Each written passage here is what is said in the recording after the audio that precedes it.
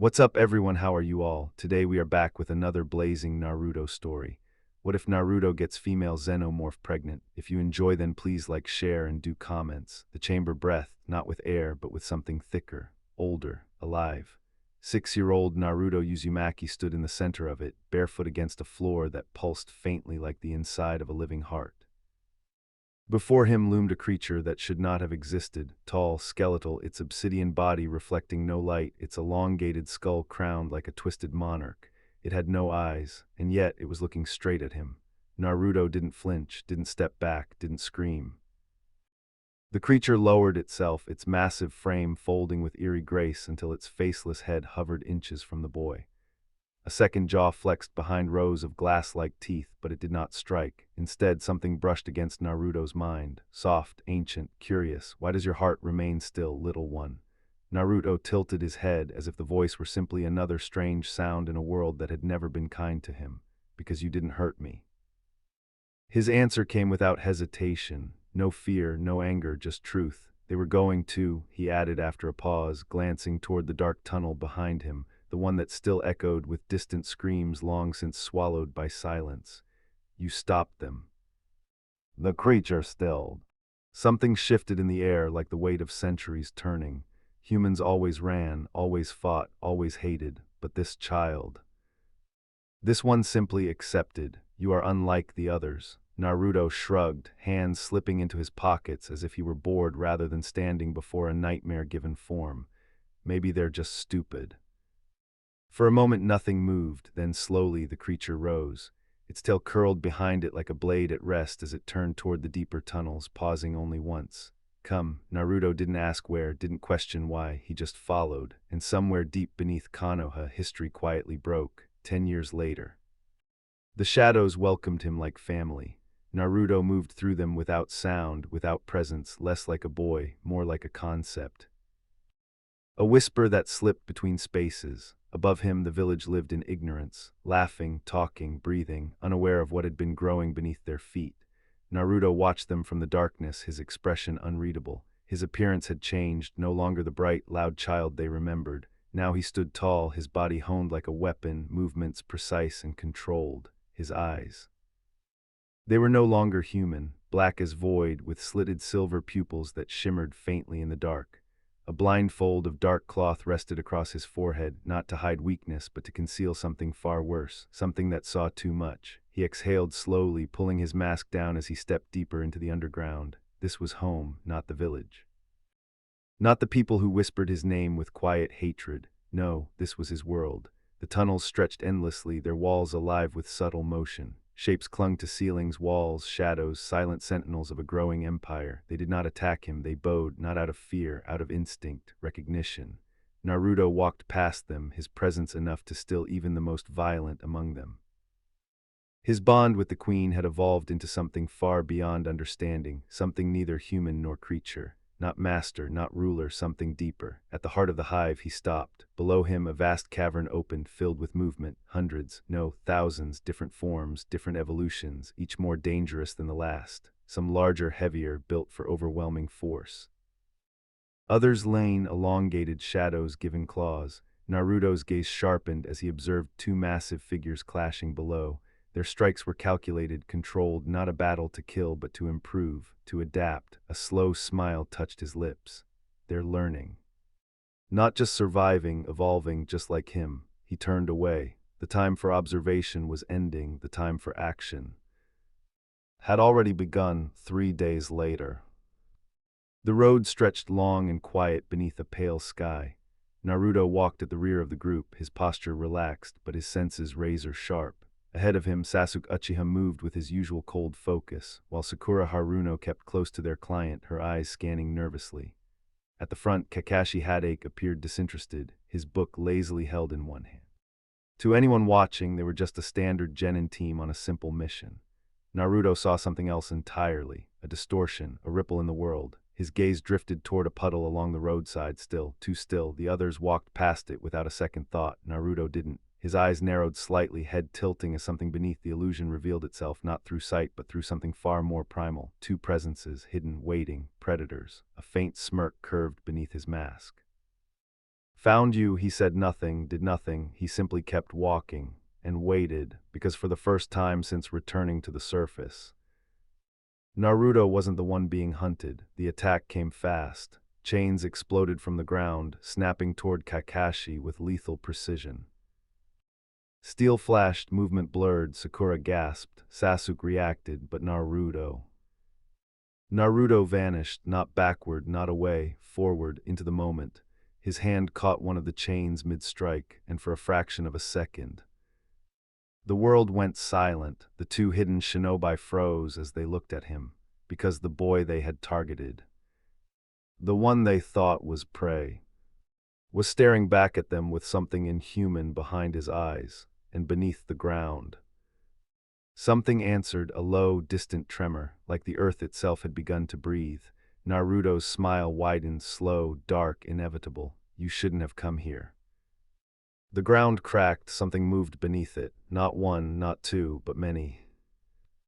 And as the first claw tore through the surface, Kakashi's single visible eye sharpened in sudden realization.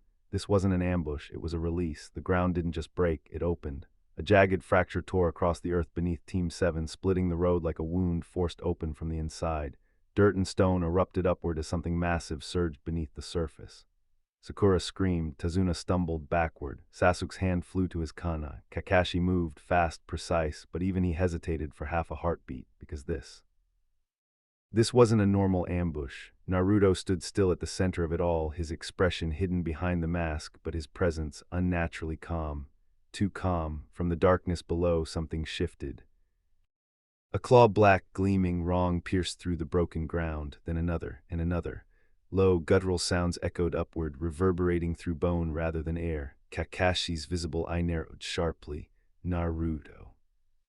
There was a warning in his voice, a question. Naruto didn't answer. Instead, he exhaled slowly, and the movement beneath them stopped, not completely, but enough, like a beast pausing mid-hunt, waiting for a command. Naruto turned his head slightly, just enough for Kakashi to catch the faint curve of something behind the mask, a smile. Then it vanished. Just like that, Naruto shifted position, stepping backward into formation as if nothing had happened. The fractured ground stilled, the claws withdrew. The presence beneath them sank back into silence. For everyone else, it felt like a nightmare that almost happened.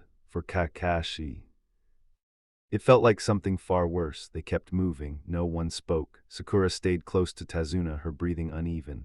Sasuke's gaze kept drifting, back to Naruto, then forward again, suspicion burning behind his eyes. Kakashi said nothing, but he was watching, always watching, and Naruto had already moved on, earlier, before the attack. He had slipped to the back, quiet, intentional, every step calculated. He let Kakashi lead. Let Sasuke and Sakura tighten their guard around Tazuna. Let the illusion settle into place. He waited, and right on cue, the air shifted. Two presences burst from concealment, chains snapping forward like hungry serpents. The demon brothers, fast, brutal, confident. Their target, Naruto. Naruto didn't dodge, didn't counter, didn't even react, because he didn't need to. Something else did. From the tree line, no sound, no warning, it came. A blur of black mass and raw force. 12 feet of living nightmare crashed into the attackers from the side. The impact was violent, silent, final. The two missing nin didn't even have time to scream as they were dragged into the forest, swallowed by darkness like they had never existed. Gone, just like that, back on the road. Sakura spun around, panic flooding her face. What just? Tazuna's voice trembled. They were just there. Sasuke's eyes widened slightly, his instincts screaming that something was wrong, very wrong. Kakashi turned slowly, not toward the forest, toward Naruto. Naruto tilted his head, perfectly still. What? He asked lightly. Did I miss something? His tone was neutral, almost bored, but behind the mask, something twisted. Kakashi held his gaze for a moment longer than necessary, then turned away. Stay alert. But the warning wasn't for the enemy. Naruto walked silently, hands in his pockets, inside his mind. Movement, the Titan had already retreated, dragging its prey deeper into the forest toward a temporary nest Naruto had ordered constructed days ago. This wasn't random. Nothing he did ever was. Wave Country had already been marked, prepared. A secondary hive, small for now, but growing. 50 drones, 50 warriors, runners, stalkers, even a handful of specialized evolutions. Eggs had already been placed. Expansion was inevitable.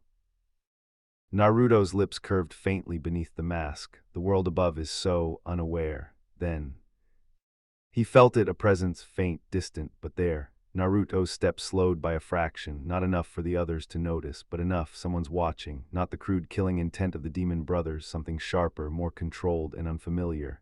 Naruto's senses stretched outward, not through sight, but through something deeper, something instinctive. A silhouette at the edge of perception, female, but beyond that. Nothing, no scent, no clear signature, just distance and caution. Naruto clicked his tongue softly. Annoying, tracking her like this would take time, too much time. Sending hunters wouldn't work, not yet. Whoever she wasn't careless, and that made her dangerous. He looked up at the sky briefly, eyes dark and unreadable. So this is your game. No answer came, only wind. Naruto exhaled slowly, irritation flickering beneath his calm exterior. Then he made a decision, without a word, without a sign. A shadow peeled away from him. A perfect copy remained in his place, walking, breathing, existing. The real Naruto was already gone. He moved through the forest like a ghost. No sound, no trace, guided not by sight but by connection, by instinct, by ownership. He found them quickly. The Titan had done its job. The two missing nin lay broken, restrained by living darkness. Black shapes clung to them, their bodies trembling, their breaths shallow. They were alive, barely. Naruto stepped into the clearing, and everything stilled. The creatures parted instantly, lowering themselves in silent acknowledgement. Naruto looked down at the two men, no emotion, no mercy, just curiosity. "Let's try this again," he said quietly. His voice echoed differently here. He crouched slowly, his inhuman eyes locking onto theirs. "Who sent you?" One of them tried to speak, failed. The other trembled violently. Naruto tilted his head. Then something shifted behind him. A subtle movement, a presence, not one of his. His eyes narrowed slightly. "She followed me, and for the first time since returning to the surface." Naruto felt something close to interest. Two enemies erased before takeout even came, not by Kakashi, not by Sasuke, but by something far darker. Naruto did not just survive the ambush, he controlled it. A hidden force beneath the earth, creature they obey only him, and now he's captured the attacker. But before he can cover the truth, someone else is watching. A silent observer, a dangerous presence, and she just stepped into Naruto world. The real question is, was she tracking Team 7? Yeah, was she hunting Naruto? And what happens when the hunter becomes the prey? Stay with me because chapter 1 is about to get much darker. Chapter 2. The forest did not sleep that night. It listened. Every branch, every shadow, every whisper of wind carried something heavier than silence, something watching, waiting, breathing beneath the surface of the world. And at the center of it all, Naruto Uzumaki stood with blood drying on his hands. He wiped them slowly with a strip of black cloth, his movements calm, almost ritualistic. Behind him, two broken bodies twitched weakly against the living darkness that restrained them. Their screams had ended minutes ago. Now, only wet, choking breaths remained. Naruto didn't look back at them immediately. He already knew what he would see. Two enemies reduced to trembling husks, their faces sealed by something far worse than death. The creatures attached to them pulsed faintly. Alive, waiting, Naruto exhaled, folding the cloth neatly before letting it fall. Pathetic. His voice held no anger, no satisfaction, just quiet disappointment. The truth had come easily. Pain had a way of unlocking honesty. Gatu, a name built on greed, a man who didn't fight with strength but with control, trade routes, fear, money. Wave Country wasn't just suffering under him, it was being strangled. Naruto's gaze darkened slightly. Tazuna's bridge wasn't just wood and steel, it was rebellion, freedom, and Gatu was trying to crush it before it could breathe. Naruto almost respected that, almost. Efficient, he murmured softly, cruel but efficient. If their paths had never crossed. Perhaps Naruto would have admired him, but now. Gatu had become useful, a soft snap echoed through the clearing. Naruto lifted a single finger, and the shadows answered, one by one. They emerged, black forms peeling away from darkness itself, silent, fluid, wrong, dozens of them, then more, until the forest felt full, watching, waiting, hungry. Naruto stood at the center, his presence shifting, not a boy, not a shinobi, something else entirely. Wave country changes tonight, he said quietly. The creatures stirred. Low hisses spread through the clearing like ripples across still water. Gatu's empire, his men, his resources. A pause, a slow, dangerous smile behind the mask. They all belong to us now. The reaction was immediate: anticipation, violence, obedience. A shape crept forward from the edge of the group, low, sleek, unnatural even among the others. A stalker, its body coiled with restrained aggression, head lowered, claws digging into the earth. Naruto chuckled softly. Yes, I know.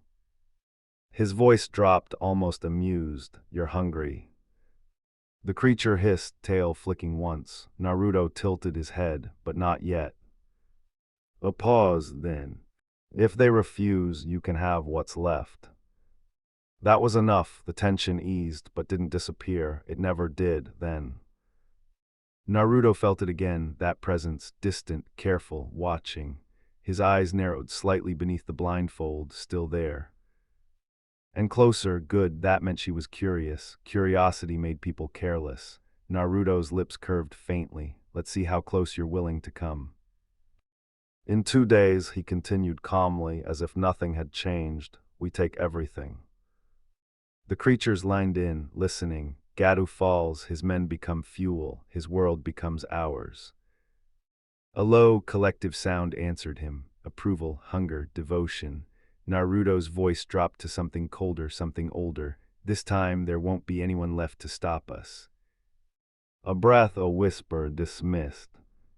They vanished instantly, like they had never been there. Only the forest remained, still, silent, watching. Naruto stepped backward and melted into shadow. He reappeared behind her, close, too close, she hadn't noticed. Yet, Naruto studied her quietly, small frame, controlled breathing, hidden strength, the way she stood.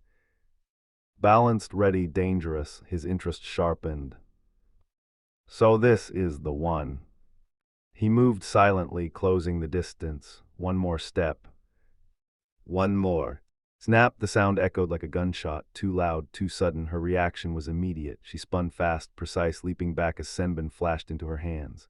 Naruto stopped, not surprised, just mildly annoyed. A twig of all things, they faced each other. Stillness, tension, recognition. Her mask reflected faint light, white with a crimson swirl. The symbol of the mist marked her clearly. Hunter Nin. Naruto's lips twitched, interesting. Kyukuku, his low laugh slipped through the air. Sharp senses. Oh. She didn't respond, didn't relax. Good, that made this more entertaining. Naruto raised his hands slightly, a harmless gesture. I didn't mean to startle you. A lie, a very good one. She hesitated. Just for a second, what are you doing out here? Her voice was calm but guarded. Naruto's expression softened, a flicker of nervousness, carefully crafted. Heh, you caught me. Then, it broke, darkness slid into his gaze, cold, predatory. I was looking for something. A step forward, fresh. She reacted instantly. But too late, a blur of motion, a precise strike, and the world around her collapsed into black. Naruto caught her before she hit the ground, effortless, weightless. His clone stepped from the shadows nearby, watching silently before dissolving into smoke. Naruto adjusted his hold, lifting her without struggle, his expression satisfied. Worth it, he muttered softly. Then he turned and disappeared into the forest. 2 days later. The ocean stretched endlessly beyond the horizon, calm, deceptive. Naruto sat at the edge of the roof, legs hanging over the side, eyes fixed on nothing but his mind. Was everywhere. Zabuza was retreating, adjusting, replanning. Naruto had already ensured that, without revealing himself, without exposing anything, just a small push, a small shift, enough to change everything. A faint smile touched his lips, predictable. Behind him, footsteps approached. Kakashi Hatake stopped nearby, holding out a plate. You skipped dinner. Naruto didn't turn. I'm not hungry. A pause. I already ate. Kakashi studied him, then nodded and left, but something in his gaze lingered, suspicion. Growing, Naruto waited until he was alone again, then he dropped from the roof. and vanished. The forest welcomed him back, and deeper within. So did they. Dozens of black forms shifted as he approached, their presence thick in the air like a living storm. Beyond them, a structure of darkness, organic, expanding, alive, the branch hive. Naruto stepped forward, his smile returning. Time to begin. Wave country below the surface. Darkness pressed in from all sides, but she was still awake, still aware, still fighting. Haku sat motionless, her back against the cold, uneven wall of her prison. Chains weren't needed. The place itself was enough, alive, breathing, watching. Her fingers tightened slightly. That boy. No, not a boy, something else. Every time she thought of him, something felt wrong, inconsistent, dangerous, and yet she had followed him anyway. A small breath escaped her lips. What are you?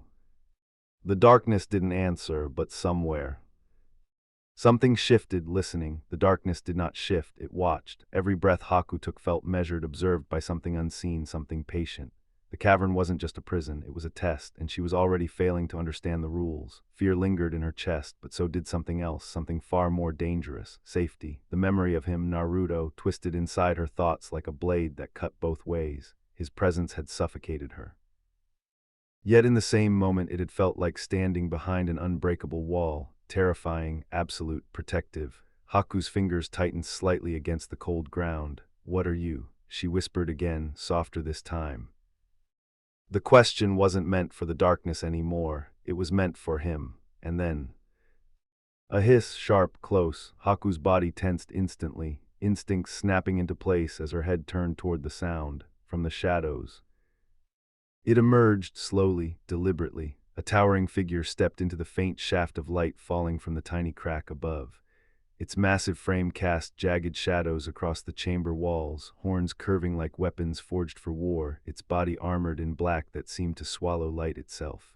A titan, even without knowing the name. Haku understood this was not something meant to be fought, only survived. It did not attack, did not even approach her fully.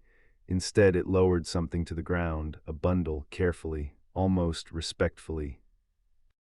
Then it turned and vanished back into the dark like it had never existed. Haku didn't move immediately. Her eyes stayed fixed on the space where it had been, waiting, listening. Nothing came, only silence, slowly, cautiously. She reached forward, pulled the bundle closer, unwrapped it, and froze inside. Objects not random, not meaningless, chosen. A blade, strange, ceremonial, its edge uneven, almost alive in its design. A bowl stained faintly with something that didn't need explanation. A vial black, sealed, unnatural, and a scroll. Haku's breath hitched. Her fingers hovered over the scroll for a moment before finally taking it, unrolling it, reading. Her eyes widened. No. The word barely escaped her lips. She read it again, slower, carefully, as if the meaning might change. It didn't. A tremor ran through her body. Her mind raced, faster than it ever had in battle, faster than when facing death itself. Because this wasn't a fight, this was a choice. Naruto's voice echoed in her memory, cold, calm, final. Do as I say and you live. Her grip tightened around the scroll. Refuse. Her breath caught, and you won't. Haku closed her eyes for a moment. Just a moment. She allowed herself to feel it. Fear, real fear, not of pain, not of death, but of the unknown. Her thoughts shifted to Zabuza, to the life she had lived, to the purpose she had chosen. I am a tool. The belief came naturally, it always had, but now, for the first time, it felt uncertain because this choice wasn't about being used, it was about becoming something else entirely. Haku opened her eyes, the blade rested beside her, waiting, silent, patient, just like everything else in this place. If I refuse, she whispered to herself, voice barely steady, I die. That part was simple, clear, expected. If I accept.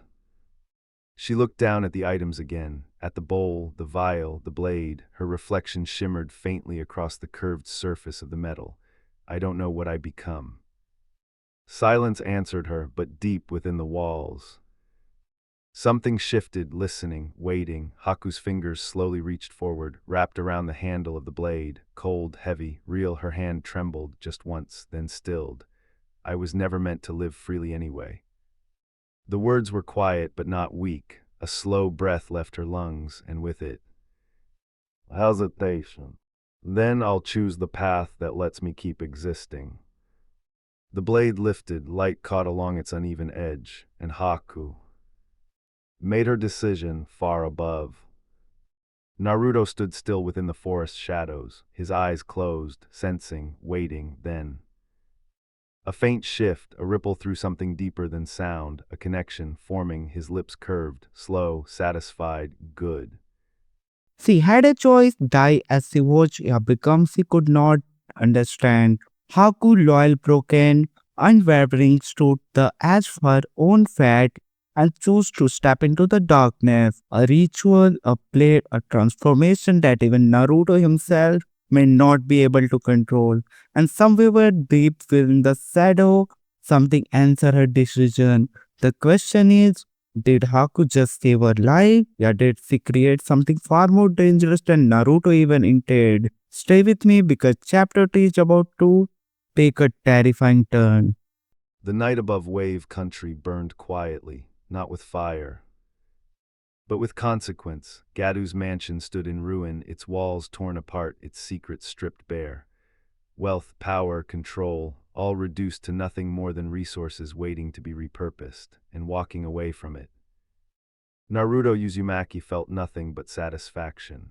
He moved through the shadows, his form shifting subtly as the last traces of his inhuman state receded beneath carefully maintained control. To anyone watching, he was just another shinobi returning from a mission, but in his pocket 3 sealed scrolls rested, heavy, important, stolen, money, information, artifacts, everything Gatu had built his empire on now belonged to Naruto. Greed makes people predictable, Naruto murmured under his breath, his tone calm, almost reflective. Gatu had hoarded everything, and in doing so, he had made himself easy to dismantle. Naruto's steps suddenly halted, mid-motion, the forest stilled with him. Around him, the creatures that had been moving in perfect synchronization froze, like puppets whose strings had been cut. Silence fell, total, absolute, then.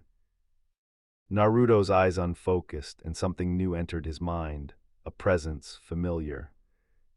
But changed, stronger, deeper, connected. A slow smile spread across Naruto's face. So you chose. The words were quiet, but filled with something darker than satisfaction, expectation. The connection pulsed again, unstable, unrefined, but alive. Naruto exhaled slowly, his thoughts sharpening. It worked. No, not just worked, evolved what he had planned. What he had expected. This was something more, something unpredictable, and that excited him. The creatures around him stirred once more, breaking from their stillness as Naruto resumed walking. But now, his path had changed, deep beneath Wave Country. Something new had awakened, and Naruto intended to see it with his own eyes. The tunnels welcomed him, dark, living, endless. Each step deeper felt less like movement and more like returning to where he truly belonged. The branch hive had grown, expanded, strengthened, and at its core. He felt her. Naruto slowed as he approached the central chamber. He didn't need to announce himself. She already knew he was there. Standing at the edge of the cavern, Haku waited. Naruto stopped, for the first time in a long while. He simply observed. She had changed, not just in form, but in presence. Her posture was steadier, her movements more controlled, her aura sharper, colder, alive with something unfamiliar. Dark, natural armor traced along her spine, flowing seamlessly into a long, flexible tail that moved with quiet precision behind her. Her frame had become stronger, more refined, balanced between speed and lethal efficiency. Her eyes, no longer human, black, with silver slits that reflected the dim light like polished blades, and yet, she was still Haku. Naruto could feel it, beneath the transformation, beneath the influence, something of her remained. You adapted quickly, Naruto said calmly, stepping forward. Haku turned fully now, her gaze meeting his without hesitation. A faint smile touched her lips. I didn't have the luxury of failing. Her voice had changed, smoother, more composed, carrying a strange, quiet authority.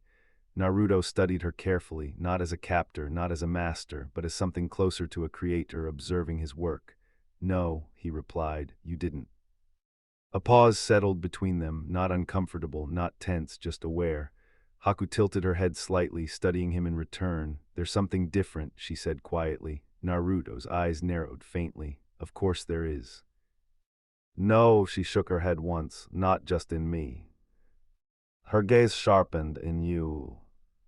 For a brief moment, Naruto said nothing. Then, he smiled, slow, controlled, dangerous. You're more perceptive than I expected. The air between them shifted, not hostile, not peaceful, something in between. Haku took a step closer, not aggressive, not submissive, intentional. What am I now? She asked, not fearfully, not desperately, but with quiet certainty. Naruto's gaze held hers, unblinking, unwavering. You're a beginning.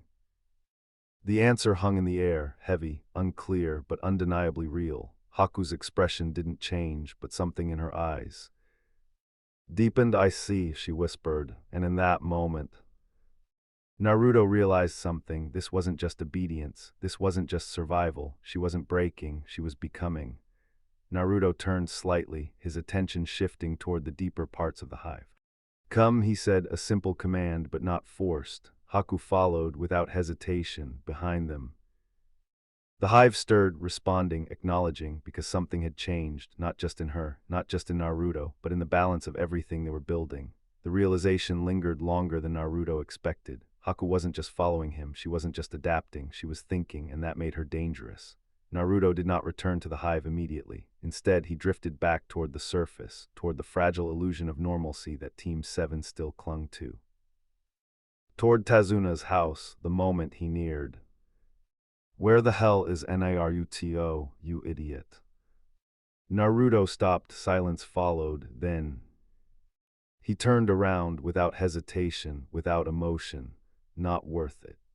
Oh. And just like that, he walked away, but then a distant explosion cracked through the forest. Boom, Naruto's head turned sharply. A tree collapsed in the distance, not natural, not accidental. Naruto's eyes narrowed slightly. Then he vanished. He found the source quickly. A clearing, broken trees, and his clone, Naruto, didn't interrupt. He watched from above, silent, observing. The clone stood still, arm drawn back, chakra condensing unnaturally around it. Dense, heavy, unstable. Then it fired. A pulse of gray-black chakra erupted forward. Not a technique, not yet. A force, raw and violent. It tore through the air. Struck a tree. And didn't stop. 1, 2, 5, 10, more. The forest split apart in a straight line before the energy finally dissipated. Naruto's eyes widened slightly. Then a grin spread across his face. Now that's interesting. The clone glanced up, acknowledged him, then returned to training. Naruto dropped down, dispelling the clone instantly. The knowledge flooded his mind, crude, unrefined, but powerful, very powerful, without hesitation. He formed a hand sign. The clearing filled. Dozens. Hundreds. Then nearly 1,000 clones appeared, each one already moving, already refining, already testing. Naruto pointed at one. You, back to the team, maintain appearances. The clone nodded and vanished. Naruto exhaled slowly, running a hand through his hair, then looked back at the destruction. This changes things. He stepped forward, raised his arm, focused, this time. He controlled it. The chakra condensed again, denser, sharper, more stable. He thrust forward, the projectile surged out. Wider, stronger, cleaner, it erased everything in its path, not shattered, not broken, gone. Trees disappeared as if they had never existed. The ground carved open, the air itself seemed to ripple. Naruto lowered his arm slowly, a satisfied smirk forming. Much better. But his thoughts were already shifting, already moving ahead. Haku, Zabuza. His gaze darkened. Let's see how far this goes. And then he vanished again, miles away. A structure hung suspended in silence, hidden, isolated, perfect. Naruto appeared atop it without a sound, his presence suppressed, his breathing controlled, even his chakra. Barely there, inside. Zabuza Mamachi sat alone, calm, focused. Sharpening his blade, Naruto watched him, carefully analyzing strong, experienced, dangerous, a valuable asset, or a necessary loss. Naruto moved, slowly, methodically, removing the hatch, slipping inside, silent, step by step. He approached, then. Something felt wrong, too quiet. Naruto's body reacted instantly. He dropped. A massive blade tore through the space where his head had been. Naruto rolled, turned, crouched low. Facing Zabuza, the swordsman stood ready, weapon raised, eyes sharp. "You're good," Zabuza growled. Naruto didn't respond immediately. He simply watched, measured, calculated. "I didn't come to fight," Naruto said finally. Zabuza smirked. "Then you picked the wrong place." Naruto's presence shifted, slightly, but enough. The air grew heavy. Zabuza's smirk faded just a little. "I'm here to offer you something," Naruto continued calmly. "Haku is alive." That caught his attention. Zabuza's grip tightened. "What did you say?" Naruto's eyes sharpened. She chose a different path. A pause. "You can too." Silence stretched, tense, uncertain. Then Zabuza laughed, cold, dismissive. "I don't take orders." Naruto sighed, almost disappointed. "I wasn't giving one." The killing intent hit, not wild, not explosive, controlled, focused, overwhelming. Zabuza staggered just slightly, but enough, for the first time. He hesitated. Naruto stepped forward, slow, deliberate. "I don't need you," he said quietly, "but you could be useful." Zabuza's eyes hardened. "Or I could kill you." Naruto's smile returned, faint. "Dangerous, you could try." And then they moved. The clash was instant, violent, brutal. Naruto closed the distance in a blur. Zabuza swung. Steel met motion. Naruto didn't stop. He drove forward, striking hard, sending Zabuza crashing through the structure. The outside air exploded around them as both landed. Naruto's form shifted, not fully, but enough. Claws extended, teeth sharpened, a tail lashed behind him like a living weapon. Zabuza steadied himself and attacked again, this time. He landed a hit, a shallow cut, blood spilled and began to burn. Zabuza froze for a split second. Watching his blade corrode, Naruto saw it and smiled, too late. He moved again, faster, stronger. The blade shattered under pressure. Zabuza was driven back.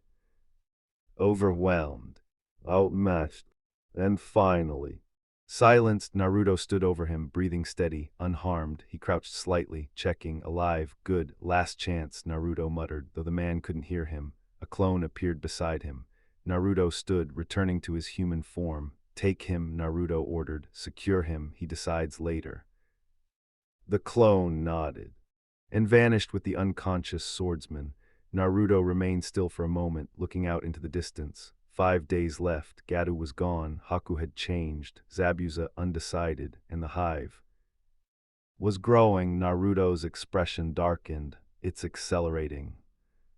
Not just his plans, everything. Chapter 4. Zabuza, the demon of the mist, defeated, not by strategy, not by teamwork, but by Naruto alone. A power that melts steel.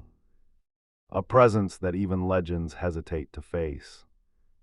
And now he's captured, but that's not the scariest part. Naruto isn't just getting stronger. His creations are evolving faster than he can control. Haku has already changed. Zabuza is next. And something inside this growing empire is starting to move on its own. The real question is Naruto building an unstoppable army? Or creating something that will one day turn against him? Stay with me, because Chapter 3 is where everything begins to spiral out of control. Control, that was the only thing keeping everything from collapsing. Naruto could feel it now clearer than ever. The hive was growing faster, stronger, smarter, too fast. Haku had proven that evolution no longer followed his expectations, and Zabuza's capture only confirmed it.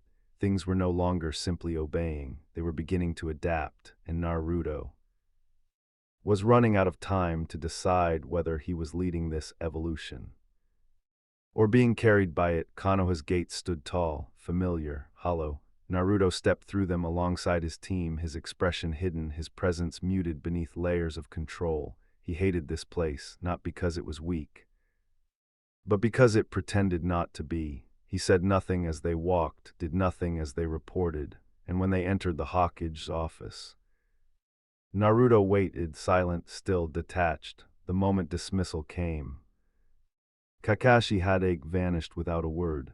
Sasuke Uchiha left with quiet arrogance. Sakura Haruno followed, frustration trailing behind her. Naruto remained. Hiruzen Sarutobi looked up, ready to speak. But Naruto moved first, a sequence of seals, quick, precise.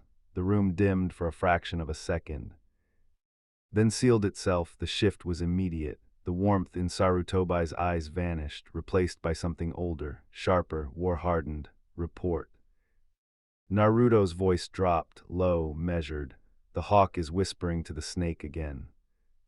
Silence, heavy, dangerous. Sarutobi's expression darkened. What did he give this time?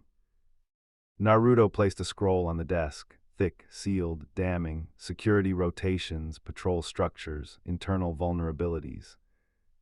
A pause, 7 months' worth. The room seemed to shrink. Sarutobi didn't open the scroll immediately. He already knew. His fingers tightened, and in 7 months. Naruto didn't answer. He didn't need to. The old Hokage exhaled slowly. Then his voice hardened. I want it gone. Naruto's head tilted slightly. Clarify. Sarutobi's gaze locked onto him. Cold, final, the hawk. A pause, and everything that answers to it. Naruto smiled, not openly, but enough. It will be done. The seal lifted. The room returned to normal. Naruto turned to leave. Then stopped. One more thing. Sarutobi raised an eyebrow. I'm leaving Team 7.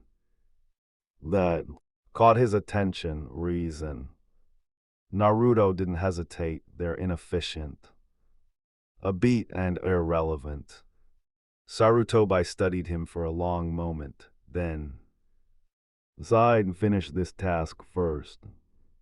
Naruto nodded once. That was enough. And then he disappeared, not into the streets, not into the village, into shadow, far below. The hive responded instantly. Naruto stepped onto the stone balcony overlooking the vast cavern below. Thousands of forms shifted beneath him, living, breathing, waiting. This place. He had named it himself, Death's Throne, because everything here began with death and ended with it. Naruto rested his hand against the cold stone railing. His eyes scanned the mass below, calculating, planning, evolving. Sarutobi knew this existed, but only barely, a controlled truth, a useful lie. Naruto's lips curved slightly. Even now you only see what I allow. He turned. Prepare the banshees. The command echoed moments later. They arrived, silent, skeletal. Winged shadows unfolding behind them like living weapons. Their presence was different, not brute force, not overwhelming power, precision, speed, fear. Naruto studied them briefly, then spoke. Locate route. A pause, extract targets. Another pause, alive. The banshees reacted instantly, launching upward, vanishing into the tunnels, then into the night sky above Konoha. Naruto didn't wait. His hands moved again. A summoning seal burned briefly against the ground. And they came, warriors, runners, stalkers, titans, praetorians, and behind them the dragons. Naruto's expression didn't change, but something in the air did, even among his creations. These were different, unstable, violent, difficult to restrain. You follow my command, Naruto said quietly. They stilled. But not completely. That was enough. Naruto stepped forward toward the hidden entrance, toward the darkness beneath Konoha, toward Danzo. This ends tonight. And as the ground beneath the village began to shift, as shadows moved where none should exist, as Root remained completely unaware, Naruto vanished into the abyss the moment it began to slip. Naruto felt it not through sight, not through sound, but through something far deeper, a fracture in control. The dragons, they were never like the others, where the hive moved with unity. The dragons moved with instinct, where others obeyed. They decided and once provoked. They did not stop. A distant shriek tore through the underground corridors, raw, violent, unrestrained. Naruto exhaled slowly, irritation flickering across his otherwise calm expression. Already. It had barely begun. His gaze shifted slightly as he moved deeper into the hidden corridors beneath Konoha. Dark, silent, empty, then. Another sound, metal tearing, bones breaking, a scream. Cut short, Naruto closed his eyes briefly. They've started feeding. That wasn't the plan, but it wasn't unexpected either. When one breaks, Naruto muttered quietly, the rest follow. That was the problem with pack aggression, especially with something like them. He stepped forward, drawing one of his blades, not out of necessity. But control. The halls of Root were no longer silent. They were ending. Bodies lined the ground. Walls were carved open. Entire sections collapsed inward as if something had torn through them with brute force alone. Naruto walked through it all, unbothered, unhurried, occasionally. He corrected things. A dragon lunged toward a fleeing shinobi. Naruto's tail snapped forward, stopping it mid-motion.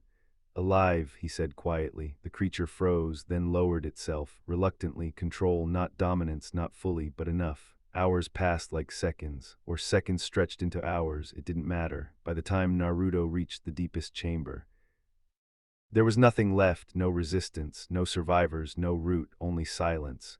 Naruto stood in the center of it, looking around slowly, calculating. I told him, he murmured under his breath. This was never going to end clean, it never could, but now. It was over. Or at least, that part was above ground. Nothing had changed. The village still slept, still breathed, still lived. Unaware that one of its darkest foundations had just been erased without a trace, Naruto turned away. Withdraw. The command echoed through the hive, and like shadows, they vanished, leaving nothing behind. No proof, no evidence, no survivors, only a missing piece no one would immediately notice, but eventually. They would, and when they did, it would already be too late, 6 months later. Time didn't slow things down, it accelerated them. Naruto stood within a crowded room, alive with noise, movement, competition. The Chunin exams, genin from every village gathered, testing themselves, proving their worth. Naruto observed them all. From the edge, detached. Uninterested, 6 months had changed everything.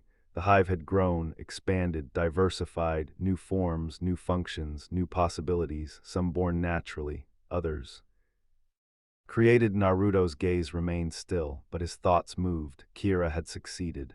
A new generation had emerged, stronger, more stable, and Root had not gone to waste. Nothing ever did. Naruto adjusted his cloak slightly. The material shifted unnaturally.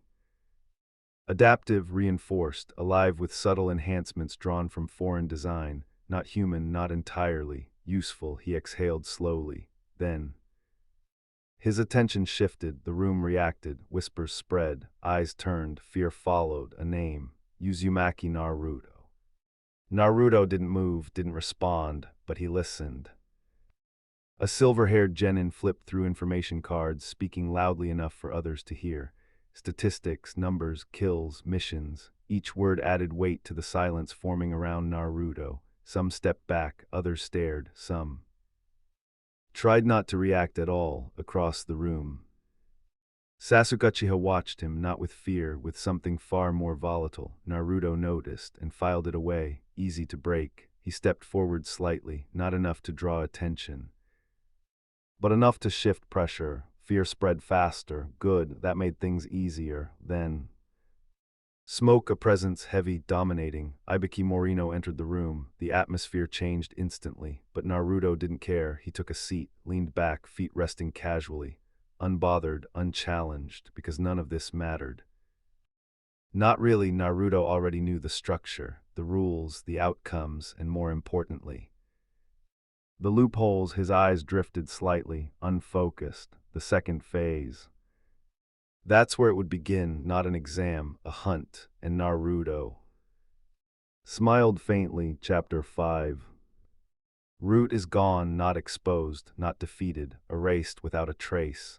Naruto didn't just eliminate an enemy. He rewrote the balance of power inside Konoha itself, and now, 6 months later, he's standing in the Chunin exams, but not to win, not to prove himself. He's waiting for something far more dangerous, a battlefield with no rules, no limits, and no mercy. The real question is, when the second phase begins, will anyone survive Naruto's hunt? Stay with me because Chapter 4 is where the nightmare truly begins. The forest of death had changed, not in appearance, not in structure, but in presence. It belonged to him now, every shadow, every rustle, every unseen movement beneath the soil. Naruto exhaled slowly as the last of the three Iwa-genin disappeared into the darkness, dragged away by forces they had never even understood. They had thought numbers meant safety. They had thought isolation meant weakness. Naruto shook his head faintly. They never learn. He stepped forward, preparing to vanish back into the trees, when something stopped him, a presence faint but familiar, not like the others, not prey, not enemy, similar. Naruto's expression sharpened instantly, and beneath that, something else stirred: danger. Without hesitation, he shifted direction. Two shadows detached from the forest behind him, silent, powerful, following without question. Naruto moved fast, faster than before, faster than necessary, because something was wrong, the moment he broke into the clearing. The scent hit him first: fear, desperation, and something far worse.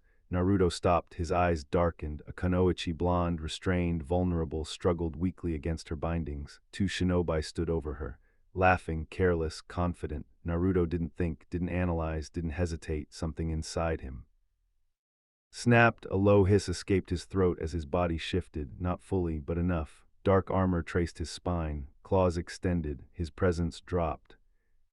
Cold, predatory, unforgiving, the two shinobi turned. Too late, what the? Naruto was already moving. He didn't blur, he didn't vanish. He arrived, one hand, one target. The first shinobi was lifted off the ground before he could even react. The second tried to strike. Failed. Naruto's tail moved, fast, precise. Silence followed. Both bodies hit the ground, lifeless, forgotten. Naruto stood still for a moment, breathing steady, but his eyes still burning, disgusting.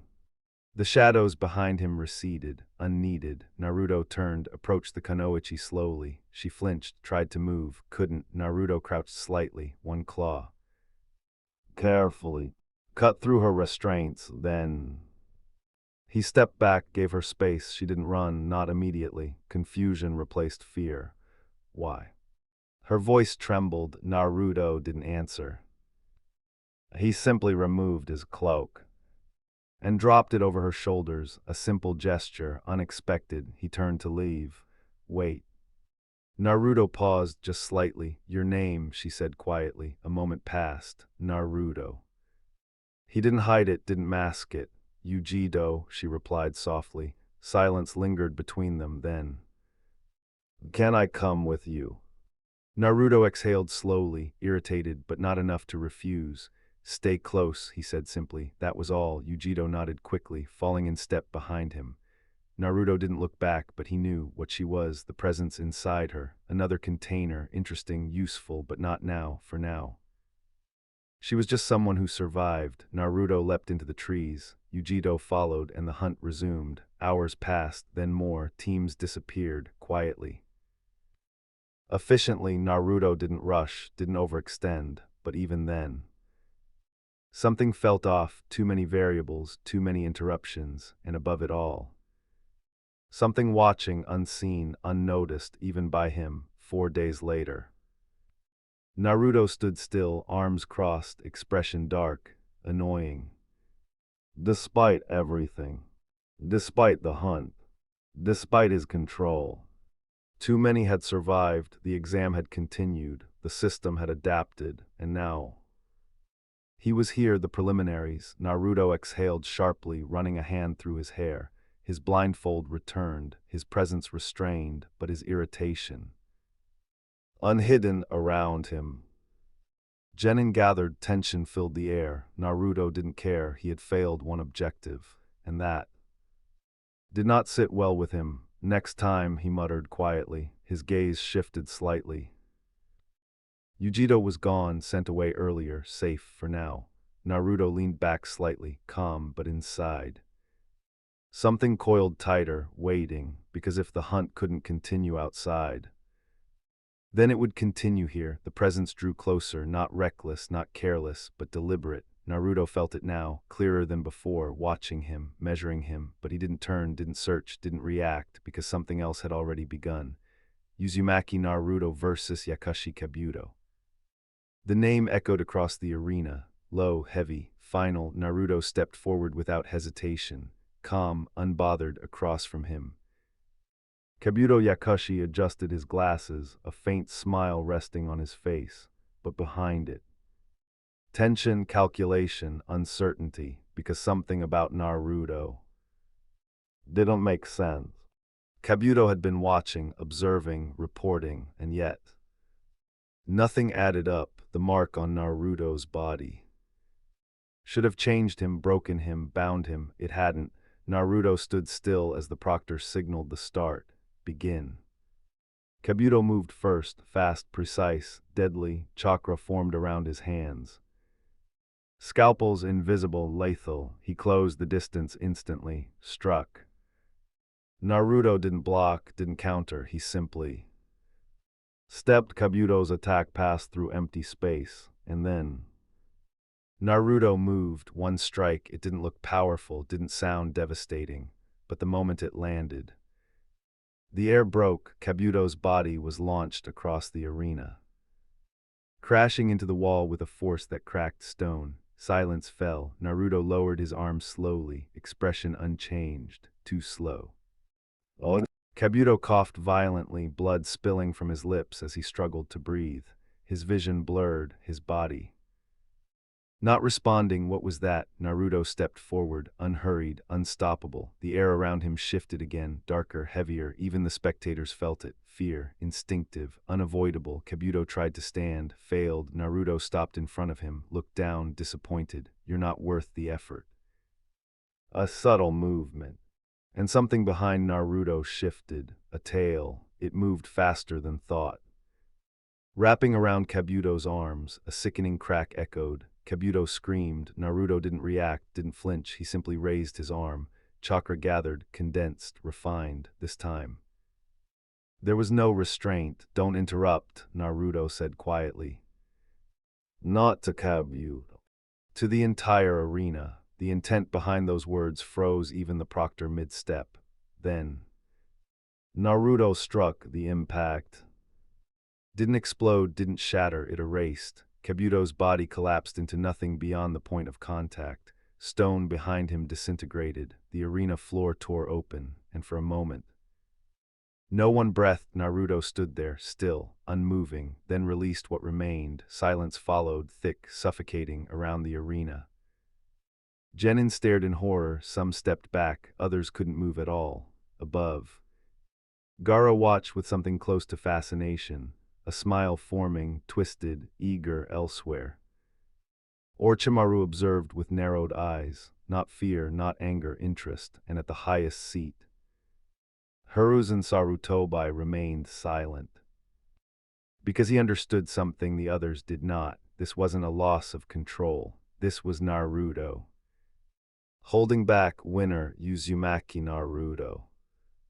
The announcement felt distant, irrelevant. Naruto turned away, walking calmly back to the upper level. The fear followed him like a shadow. He leaned against the railing, closed his eyes briefly, and listened to the heartbeat of the room, to the tension, to the silence, and beneath it all, that presence still there, still watching. Naruto's lips curved faintly. Come closer. Beyond the arena. High above, hidden unseen, the observer remained still, perfectly concealed. She had watched everything, every movement, every strike, every detail, and what she saw changed everything. This was no ordinary prey. This was something else. Something dangerous, something worthy. Her gaze sharpened, fixated, interesting. But something else lingered in her thoughts. Those black protrusions, that movement, that presence, familiar, too familiar. Her body tensed. They shouldn't be here. A low, guttural sound escaped her throat. If those creatures existed on this world, if they were evolving, then this hunt was no longer just a hunt, it was a threat, and Naruto had just become her priority. She turned, vanished into the trees, her form dissolving into invisibility. Not retreating, hunting, Chapter 6. Kabuto gone, not defeated, not outplayed, erased like he never even existed. Naruto didn't just win.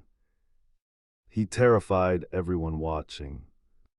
Even monsters like Gaara were impressed. Even Orochimaru was shaken, but that's not the real danger, because somewhere hidden in the shadows, something far more deadly was watching him, a hunter, a predator, and now Naruto has been marked as its next target. The real question is, what happens when two apex hunters collide? Stay with me because Chapter 5 is about to change everything. The arena hadn't recovered, not from Kabuto, not from Naruto, even as the next matches continued, even as names were called and bodies clashed. Something had changed. The air itself felt heavier, thicker, like the entire room was holding its breath, waiting for him to move again. Naruto didn't care. He leaned back lazily, one arm resting against the railing, his expression hidden beneath the blindfold. Bored, uninterested, detached, none of this mattered, none of them mattered. His thoughts drifted elsewhere, to the hive, to the watcher, to the feeling that someone, was getting closer. Then the board flickered, his name appeared again. Naruto exhaled slowly. Of course. He pushed himself off the railing and began walking down. No urgency, no excitement, just mild irritation. Another interruption. The arena grew quiet as he stepped into the center. Eyes followed him, some filled with fear, others with curiosity, and across from him, Rock Lee stood waiting, green suit, steady stance, focused gaze, but beneath that, Naruto could hear it, feel it, hesitation. Naruto smiled, slow, sharp. You're still going to try. Lee didn't flinch, didn't step back. I have to. Oh. Simple, honest, unwavering. Naruto tilted his head slightly. Then don't regret it. The signal came, begin. Lee moved instantly, fast, precise, a blur of motion. A kick aimed directly at Naruto's head. Naruto shifted, just barely. The attack missed, not by luck, not by chance, by control. Naruto leaned forward slightly, arms hanging loose, posture almost lazy, mocking, too slow. Lee's eyes sharpened. He attacked again, faster, more aggressive. A sweep, a follow-up strike, a chain of precise taijutsu combinations. Naruto avoided everything, not by overwhelming force, not by countering, by simply not being where the attacks landed, each movement minimal, effortless, precise. He's not even fighting, someone whispered from above. Naruto laughed softly, low, unsettling. Is this really everything you've got? Lee's fists tightened, above. Mike Guy leaned forward, tension building. This wasn't a match, this was a demonstration, and his student was losing without even landing a hit. Lie, Guy muttered under his breath, below. Lee stepped back, breathing heavier now, then. He made a decision, weights dropped, the impact shook the arena, dust rose, cracks formed, Naruto's grin widened. Better. Lee vanished this time. Naruto didn't see him, but he felt him. A strike. Faster than before. Naruto ducked. But not fast enough. A kick connected. Naruto was sent backward. Crashing into the wall, silence for a moment. No one moved, then. Naruto stepped forward from the dust. Blood ran from his lip, slow, thick. It hit the ground and began to steam. The room froze. Naruto touched his mouth, looked at the blood, then smiled. That actually hurt. Something shifted, the air dropped, not just heavy, oppressive. Naruto straightened slowly. Chakra began to coil around him. Not wild, not chaotic, controlled, condensed. Now, he muttered, you've made it interesting. Lee didn't hesitate, he opened the gates. Power surged through him, speed multiplied, strength increased. He moved again. Faster than before. Naruto didn't dodge this time, he met it. The ground shattered beneath them. Naruto's arm moved. Intercepting. Redirecting. Then, striking, a concussive force erupted outward. Lei was thrown back, slamming into the wall before he could recover.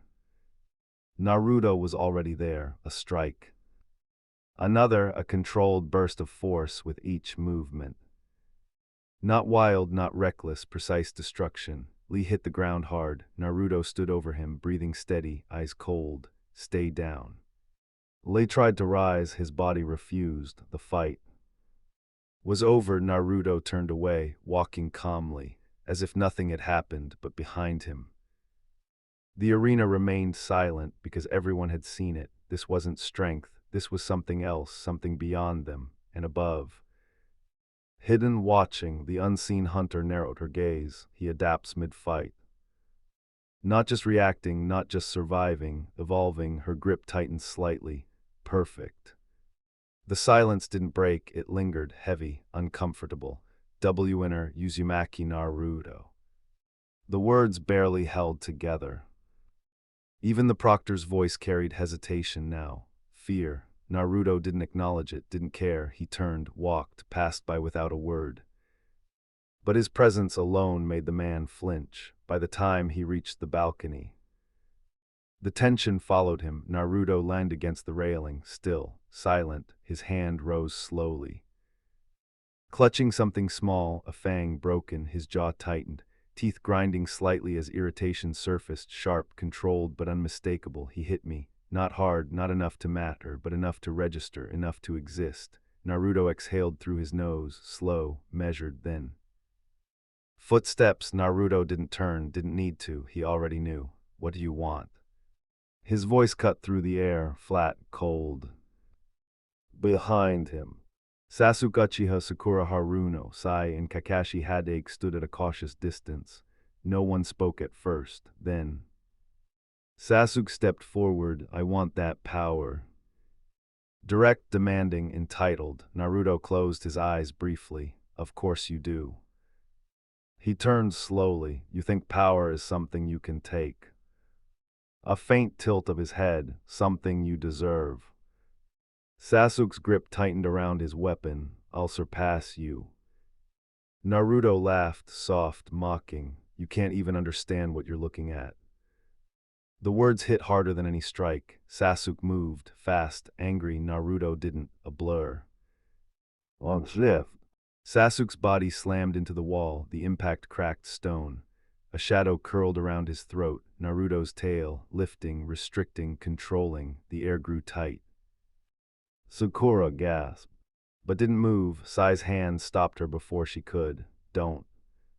Naruto stepped closer. His voice dropped. Low, dangerous. I don't like you. A pause. I don't respect you.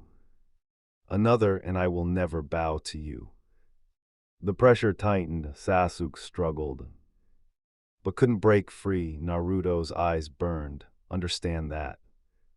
Then, he released him. Sasuke collapsed. Gasping, Naruto didn't stay, didn't linger. He turned and walked away. Kakashi stepped forward. Instinctively, Naruto didn't even look. A sharp movement. His hand was knocked aside, a warning, clear, final. Naruto kept walking, and then he disappeared below Konoha. Darkness swallowed him instantly. The hive responded. Movement, recognition, submission, but Naruto was not calm. His control wavered just slightly. A warrior approached. Carefully, Naruto didn't hesitate. The strike came fast, brutal, final. The creature collapsed instantly, acidic blood hissing against stone. Naruto stood over it, breathing steady. Not now. The hive fell silent, even deeper than before. Naruto moved, fast, focused, toward the tunnel, toward wave, toward preparation. His body shifted subtly as he walked, dark patterns flickering beneath his skin. Alive, reactive, he didn't stop, didn't slow. 1 month, that's all he had to prepare, to evolve, to adapt, not just for the exams, but for something bigger, something coming. Naruto's eyes narrowed slightly. Then I'll take everything. Elsewhere in the shadows of survival, the world hadn't ended for everyone. Some had escaped barely in a hidden chamber far from the destruction. A man sat in silence, Danzo Shimura. His breathing was uneven, controlled. But strained, blood stained the cloth in his hand. His arm trembled slightly, not from weakness, from rage. That child. His voice was low, dangerous. Memories burned through his mind. Dark, violent, unacceptable, the attack, the creatures, the loss, everything he built. Gone, and worst of all, he couldn't control it, his power, his eyes, his influence. None of it had worked. Naruto had resisted, broken through, forced him to retreat. Danzo's grip tightened. You will pay. Not shouted, not declared, promised. I will take that power. A pause and make it mine. Oh, Chapter 7. Naruto didn't just win.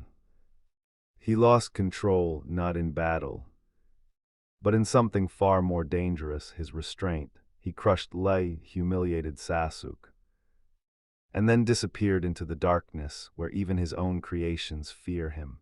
But while Naruto prepares to evolve, someone else is still alive, Danzo, broken, wounded, but not finished, and now he wants revenge. The real question is, when these two forces collide, will Naruto become unstoppable?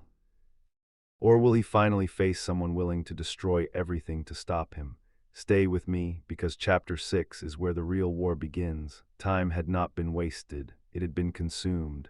Every second of the past month had bent itself around one purpose.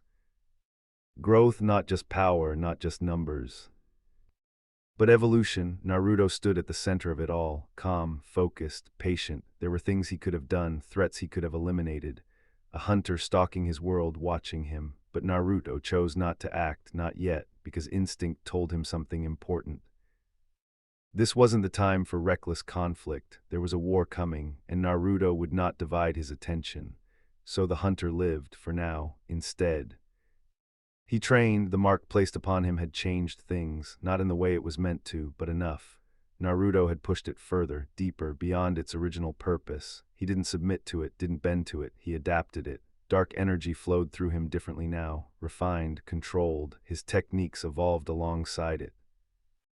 Where once his power had been raw, now it was precise. Where once it had been destructive, now it was intentional. Naruto flexed his hands slightly. Invisible force gathered across his skin. A living armor, a controlled weapon.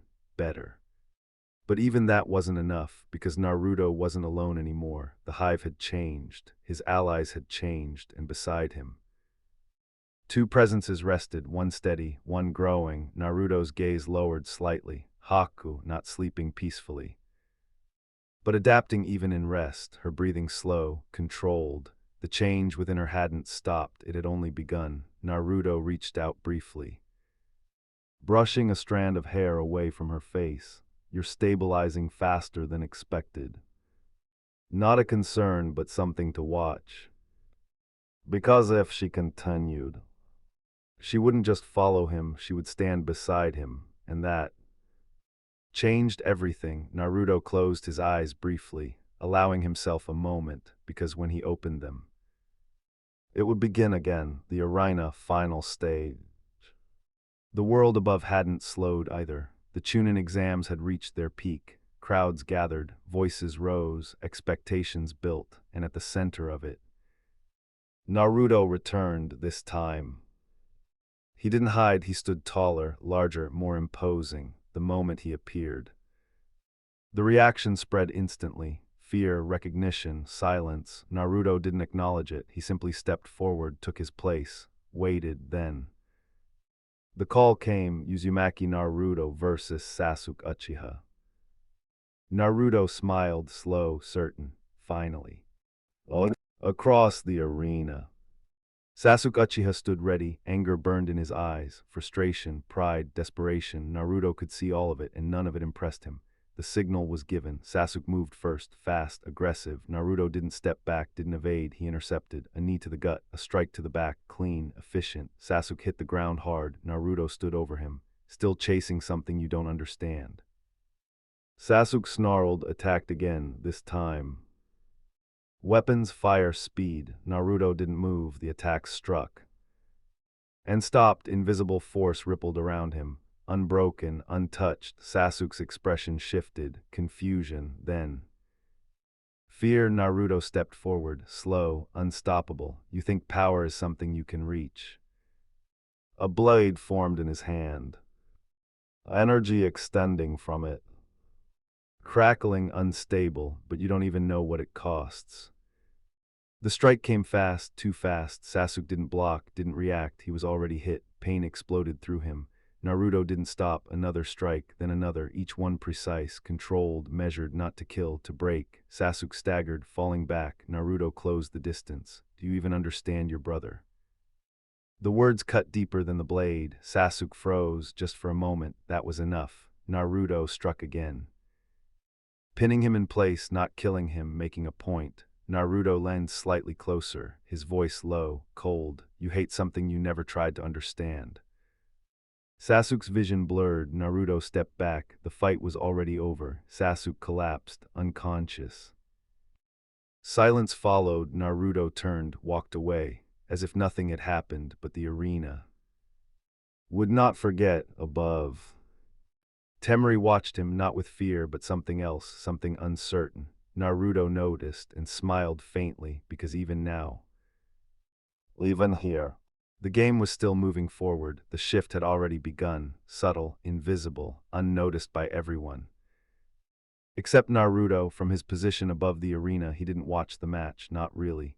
His focus had shifted elsewhere, to timing, to movement, to the quiet tremors beneath the surface of Konoha. Everything was aligning. Across the arena, Kankuro glared in his direction, tension written clearly across his face. Naruto noticed, of course he did. He turned his head slightly, met the gaze, raised a brow, then dismissed him. Just like that, because Kankuro didn't matter, not right now, nothing did. Except what was about to happen. Naruto's eyes drifted toward the arena floor again, where Shikamaru Nara had just secured control of Temari. A clean move, predictable, and then the surrender. Naruto exhaled softly, as expected. But his attention had already moved ahead. It's starting. He stepped away from the railing, calm, unhurried, and slipped into the hallway. Neji Hyuga. The name alone carried weight. Neji followed, suspicious, guarded. What is it? Naruto didn't waste time. You're forfeiting your match. Silence, sharp, immediate. Neji's eyes hardened. I don't take orders. Naruto moved, fast, controlled. Neji's back hit the wall before he could react, a forearm pressed against his throat. Not crushing, but enough. Naruto leaned in slightly, voice low, deadly calm. You're not strong enough. Neji struggled. But Naruto didn't budge. Your opponent isn't like the others.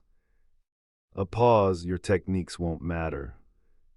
Neji's jaw tightened. Naruto's gaze didn't waver. You saw what I can do. A beat, and even I don't take him lightly. That made Neji hesitate just slightly. Naruto noticed, pressed further. You fight him, you die. The words weren't exaggerated, weren't threatening, they were certain. Silence stretched. Neji's resistance faltered. Fine. Naruto released him instantly, stepped back. Good. No praise, no acknowledgement, just control. Neji left, moments later. The arena heard it. I forfeit. Confusion spread, murmurs followed. Naruto returned to his position, unbothered, because now everything was in place, high above. In the cage viewing area, Orochimaru watched, hidden, patient, but not in control, not anymore. Naruto's eyes flickered upward briefly. Go on. And right on cue. It began, a pulse, then. Silence, Genjutsu spread across the crowd like a wave, bodies slumped, voices vanished, at the same time. The southern wall exploded, smoke, fire, chaos, the invasion had started, or at least. That's what everyone believed. Naruto smiled, because this was the part no one saw before the explosions. Before the Genjutsu. Before the signal. It was already over. Naruto vanished, reappearing above. On the roof, still, silent, hidden below him. Hiruzen Sarutobi and Orochimaru emerged. The trap was set. Barriers rose around them, sealing the battlefield. Naruto didn't move, didn't interfere, because his role wasn't here, not yet, across the village. His hive was already active, intercepting, eliminating, erasing, sound shinobi. Gone, Suna forces. Neutralized, contained, no reinforcements, no coordination, no escape, what should have been war.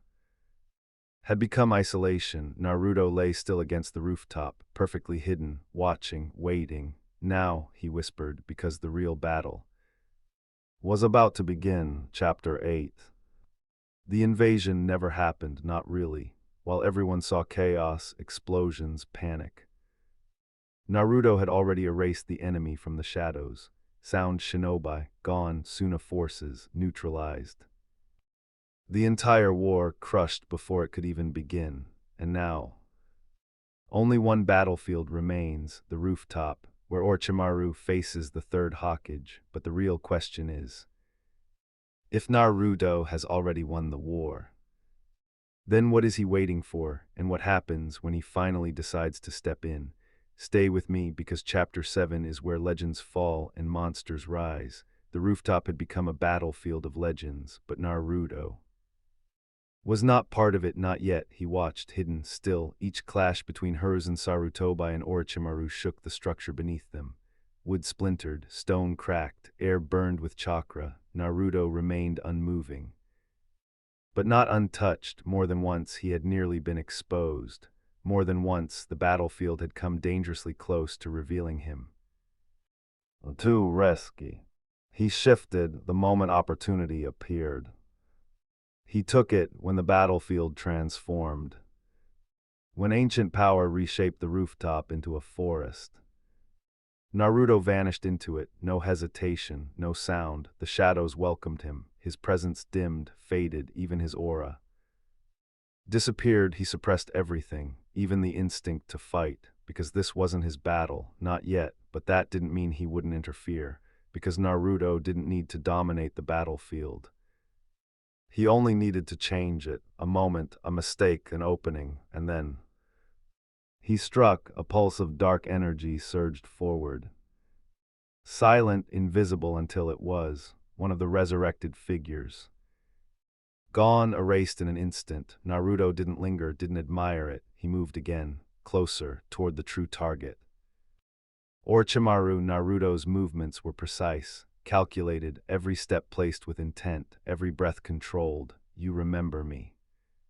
The thought wasn't spoken, but it lingered because Naruto remembered the forest, the mark, the interference, and now he would return the favor. He struck. From behind, from above, from silence, blades cutting through air, lightning crackling along their edge. And then, nothing. The body dissolved. Naruto's instincts screamed. Too late. Impact. His body was thrown back violently. Crashing through wood and bark, he recovered instantly, landed low, balanced, ready, across from him. Orochimaru stood, unharmed, smiling. Kyukuku, so you finally decided to show yourself. Naruto straightened slowly, eyes narrowing. And you're still alive. Oh. The tension shifted instantly. This wasn't a clash of strength. This was a clash of intent. Orochimaru moved first. Flames erupting, consuming everything in their path. Naruto vanished into darkness again, not retreating, waiting, because rushing a predator like Orochimaru was suicide, and Naruto was not reckless, not anymore, across the battlefield.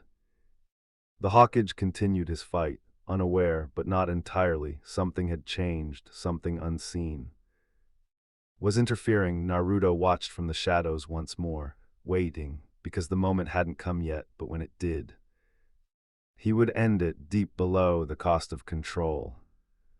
Far beneath the chaos above, silence ruled, cold, heavy, oppressive. Temari hit the ground hard, the breath knocked from her lungs. Pain flared, but she ignored it because something else mattered more. Her brother, Kinkuro, lay beside her, unconscious, alive, barely, the creatures that brought them here. Gone, but their presence lingered. Temari pushed herself up slowly. The space around her felt wrong, heavy. She reached for her chakra. Nothing. Her eyes widened. No. Again she tried again, still nothing. Panic crept in, the walls, the ground, the very air. Something was suppressing her, completely. Temari forced herself to stay calm, breathing slowly. She scanned the environment, stone, dark, dense, unnatural, and then understanding hit, a seal, no, something worse. This wasn't a technique, this was the environment itself, a prison designed specifically to break shinobi. Without chakra, they were nothing, no jutsu, no escape, just human. Temari clenched her fists. For the first time in years, she felt it again, that helplessness, that weakness, and she hated it. Above, war unfolded. Below, she could do nothing, and somewhere behind all of this, Naruto watched it all, controlled it all. The battle above hadn't slowed, it had only grown louder. Steel clashed, wood shattered, chakra burned through the air like wildfire, and within that chaos, Naruto moved like something that didn't belong. Silent, unseen, unrelenting. Another serpent lunged, its jaws wide, fangs dripping. Naruto didn't step back, his hand moved once, clean, precise. The head separated from the body before it even understood it had died. Naruto exhaled slowly, irritation flickering beneath his calm, annoying. The summons kept coming, endless, disposable. That alone told him something. Orochimaru wasn't trying to win, he was stalling, testing, waiting. Naruto's eyes narrowed, then I'll stop waiting. Another strike came. A blade cutting through the air toward him. Naruto twisted, avoided, and vanished into shadow, reappearing above, directly behind his target, for a fraction of a second. Orochimaru didn't react, that was enough. Naruto dropped, impact. Both feet drove into the Sannin's chest, forcing him downward. Blades followed instantly, striking deep, pinning. Orochimaru's body jerked. But Naruto didn't stay, he pushed off. Retreated. Reset, because this wasn't about killing him, not yet. Naruto's hand shifted. Energy gathering. Condensing. Dark, dense, controlled, then release. The strike didn't explode, didn't tear, it locked. Orochimaru's body froze, mid-motion, mid-breath, his expression stilled, eyes open. But empty. Naruto stepped closer, watching, confirming, done. No dramatic finish, no satisfaction, just completion, around them. The battlefield changed, the summoned creatures vanished, the pressure shifted, something had ended. Naruto turned away, because his attention had already moved forward, to the next step, to the aftermath, to control, the rooftop, end of a legend's fight. The forest trembled, then collapsed across the battlefield. Hers and Sarutobi stood alone, breathing heavy, watching carefully. Something had changed, he felt it. The enemy had stopped moving, and then Naruto appeared casually, as if stepping into a quiet room. No tension, no urgency, it's over. The words landed heavily. Sarutobi stared, then sighed. Of course it is. There was no surprise left, only acceptance. Naruto tilted his head slightly, almost amused. I told you I'd handle it. Sarutobi looked past him, toward where Orochimaru stood, frozen, not dead, worse, contained. You didn't kill him. Naruto shrugged, didn't need to. A pause, he's more useful like this. Sarutobi closed his eyes briefly. He didn't ask how, didn't ask why, because deep down, he already knew Naruto wasn't thinking like a shinobi anymore. He was thinking like something else, something bigger. Naruto turned, already leaving.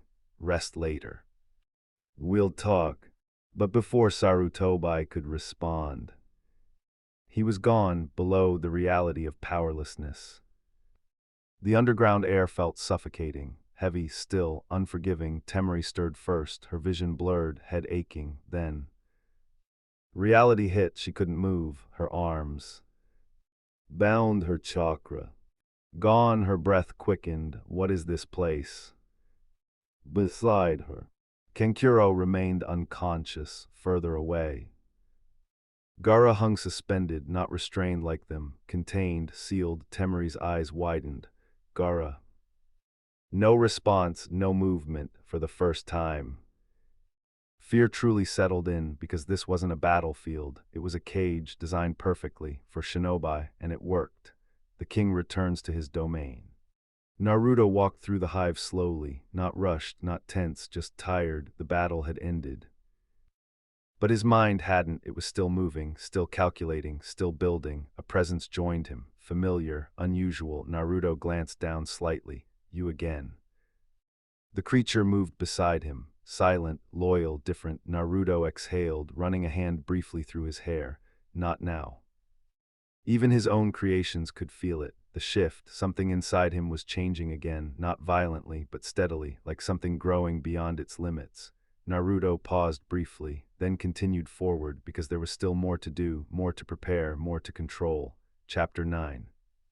The invasion was a lie. Before it could even begin, Naruto ended it. Orochimaru, defeated but not dead, sealed, controlled, turned into something far more dangerous. And below the surface, Temari, Kenkuro, even Gaara are already trapped inside Naruto's world. But here's what changes everything. Naruto isn't just getting stronger anymore. He's evolving into something even he can't fully control. So now the question is Naruto still the one in control of the hive? Or is something else beginning to take over? Stay with me, because Chapter 8 is where power stops being a weapon and becomes a threat. The war had ended, but peace never came. Konoha was rebuilding, quietly, carefully, trying to pretend nothing had truly changed, but beneath that fragile calm, Naruto had already moved on, because for him, this was never about the village. It was about control, evolution, preparation, and now a new objective stood before him, the next Hokage. Or more specifically, the one who should sit on that throne. Konoha, a reluctant partnership. Inside the Hokage's office, tension filled the room. Jiraiya stood in disbelief. You want me to take him with me? His finger pointed directly at Naruto. Naruto didn't even look up. His attention was fixed on something small in his hands, a metallic sphere, strange, dense, covered in patterns that didn't belong to this world. Yes, Hiruzen Sarutobi replied calmly, and no, I haven't lost my mind. Jiraiya groaned loudly. This kid is a walking disaster.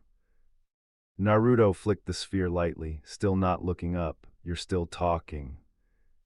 Jiraiya's eye twitched. Sarutobi sighed. Already tired. You're both leaving. That's final. Silence followed. Naruto finally looked up. A faint smirk forming. Guess I'll babysit you, old man. Jiraiya froze. What did you just? The metal sphere flew. Impact. Jiraiya dropped instantly. Naruto caught the object midair, examining it again, still not working. Sarutobi closed his eyes. I'm too old for this. 3 weeks later, the road to something else. The road stretched endlessly, dust, wind, silence, and two figures walking it. Jiraiya looked defeated, not physically, but mentally. This is a nightmare. Behind him, Naruto walked casually, still focused on the strange object, everything Jiraiya had tried. Failed training mastered instantly, techniques learned in hours, even the Rasengan. Something that should take months. Naruto had shaped it in a single day. Jiraiya glanced back. What are you even doing? Naruto didn't answer. He turned the sphere slowly, watching, listening. There's something inside it. Jiraiya frowned before he could respond. Naruto threw it, frustrated. It hit a tree and came back. Fast impact. Naruto dropped. Jiraiya stared, then burst into laughter. Serves you right. The sphere returned again. Impact, silence. Both of them stood there, holding their faces. Naruto picked it up slowly, eyes narrowed, definitely not normal. He slipped it away because now something else had his attention. Tanzaku Town, where luck dies. The town buzzed with life, noise, laughter, gambling, weakness. Naruto walked through it calmly, observing, mapping, understanding. His senses expanded, scanning, and then he found it, a presence. Powerful, controlled, careless, found you. Naruto stepped inside the bar. The smell hit first, alcohol, smoke, sweat, then the target, Tsunade, slouched, surrounded by empty bottles, unbothered by the world beside her. Shizune watching, careful, alert. Naruto approached. Yo. The bottle came flying instantly. Naruto lined, dodged it cleanly. A small smirk formed. So that's how this is going to be. Tsunade didn't even look at him. Get lost. Naruto sat anyway, uninvited, unwelcome, unbothered. You're coming back. That got her attention, slowly. She looked up, eyes sharp, dangerous. Excuse me. Naruto leaned forward slightly. The village needs a Hokage. A pause, and you're the only one left worth putting on that seat. Silence heavy, Shizune tensed. Tsunade's gaze darkened, and you think I care. Naruto smiled, not kindly. No. A beat, but I don't care if you do. The room shifted, something unseen moved between them, two forces, both dangerous, both unwilling to bend, and for the first time, Naruto felt it clearly, not fear, but resistance, something that wouldn't submit. Good. His smile widened slightly, because this was far more interesting. The tension didn't break, it sharpened. Inside the bar, the air had already shifted. Heavy, unforgiving, Tsunade moved first. Get out. No hesitation, no patience. The bottle left her hand. Fast, precise, Naruto didn't dodge, he caught it. Effortless, glass cracked in his grip, fragments fell. No. Simple, cold, final. He leaned back slightly, completely at ease in a place where no one else would dare provoke her. You're coming back. Tsunade's eyes narrowed. Try and make me. The temperature dropped, not physically, but something deeper. Naruto's expression shifted, not anger, something worse, disappointment, before the moment could escalate. The door slammed open. Jiraiya burst in. Out of breath, irritated. You. He lunged. Naruto didn't even look. The metal sphere appeared in his hand. Then vanished. Impact. Jiraiya collapsed instantly. Naruto caught the object again midair. Still works. Behind the counter. Shizune froze. This wasn't normal. None of this was normal. Later that night, breaking point. The conversation didn't end, it deteriorated. I said no. Oh. Tsunade's voice was firm, unyielding. Naruto stood slowly, hands in his pockets. Figures. He turned slightly. Not fully facing her, you ran once. A pause, still running. That did it. Tsunade moved, her fist shot forward, carrying enough force to shatter stone. And hit something invisible, a ripple, dark, then a counter, silent, instant. The force struck her midsection, sending her back several meters. She landed hard, the room froze. Naruto didn't move. That was a warning. Tsunade pushed herself up, breathing heavier now. What are you? Naruto glanced over his shoulder. Someone who didn't quit. The words landed harder than the strike before she could respond. He was already walking away, outside the town, orders in motion. The night swallowed him. No lights, no noise, only movement. Naruto stepped beyond the town limits. And the world changed, shadows deepened, presence multiplied. They were already there, waiting, the ghosts, silent, still, different, not like the others, sharper, more aware. Naruto looked at them briefly. Target confirmed. His voice was calm, but beneath it, something darker stirred. We hunt. No hesitation, they moved instantly, blending into the night, the borderlands where prey watches back.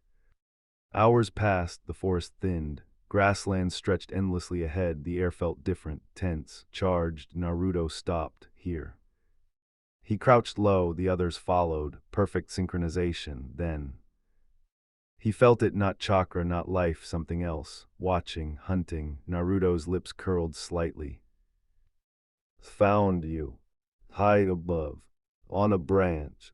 The hunter waited still, patient, dangerous. Naruto moved, slow, silent, every step deliberate, every breath controlled. He climbed, closer, closer. The distance closed, the moment sharpened, then.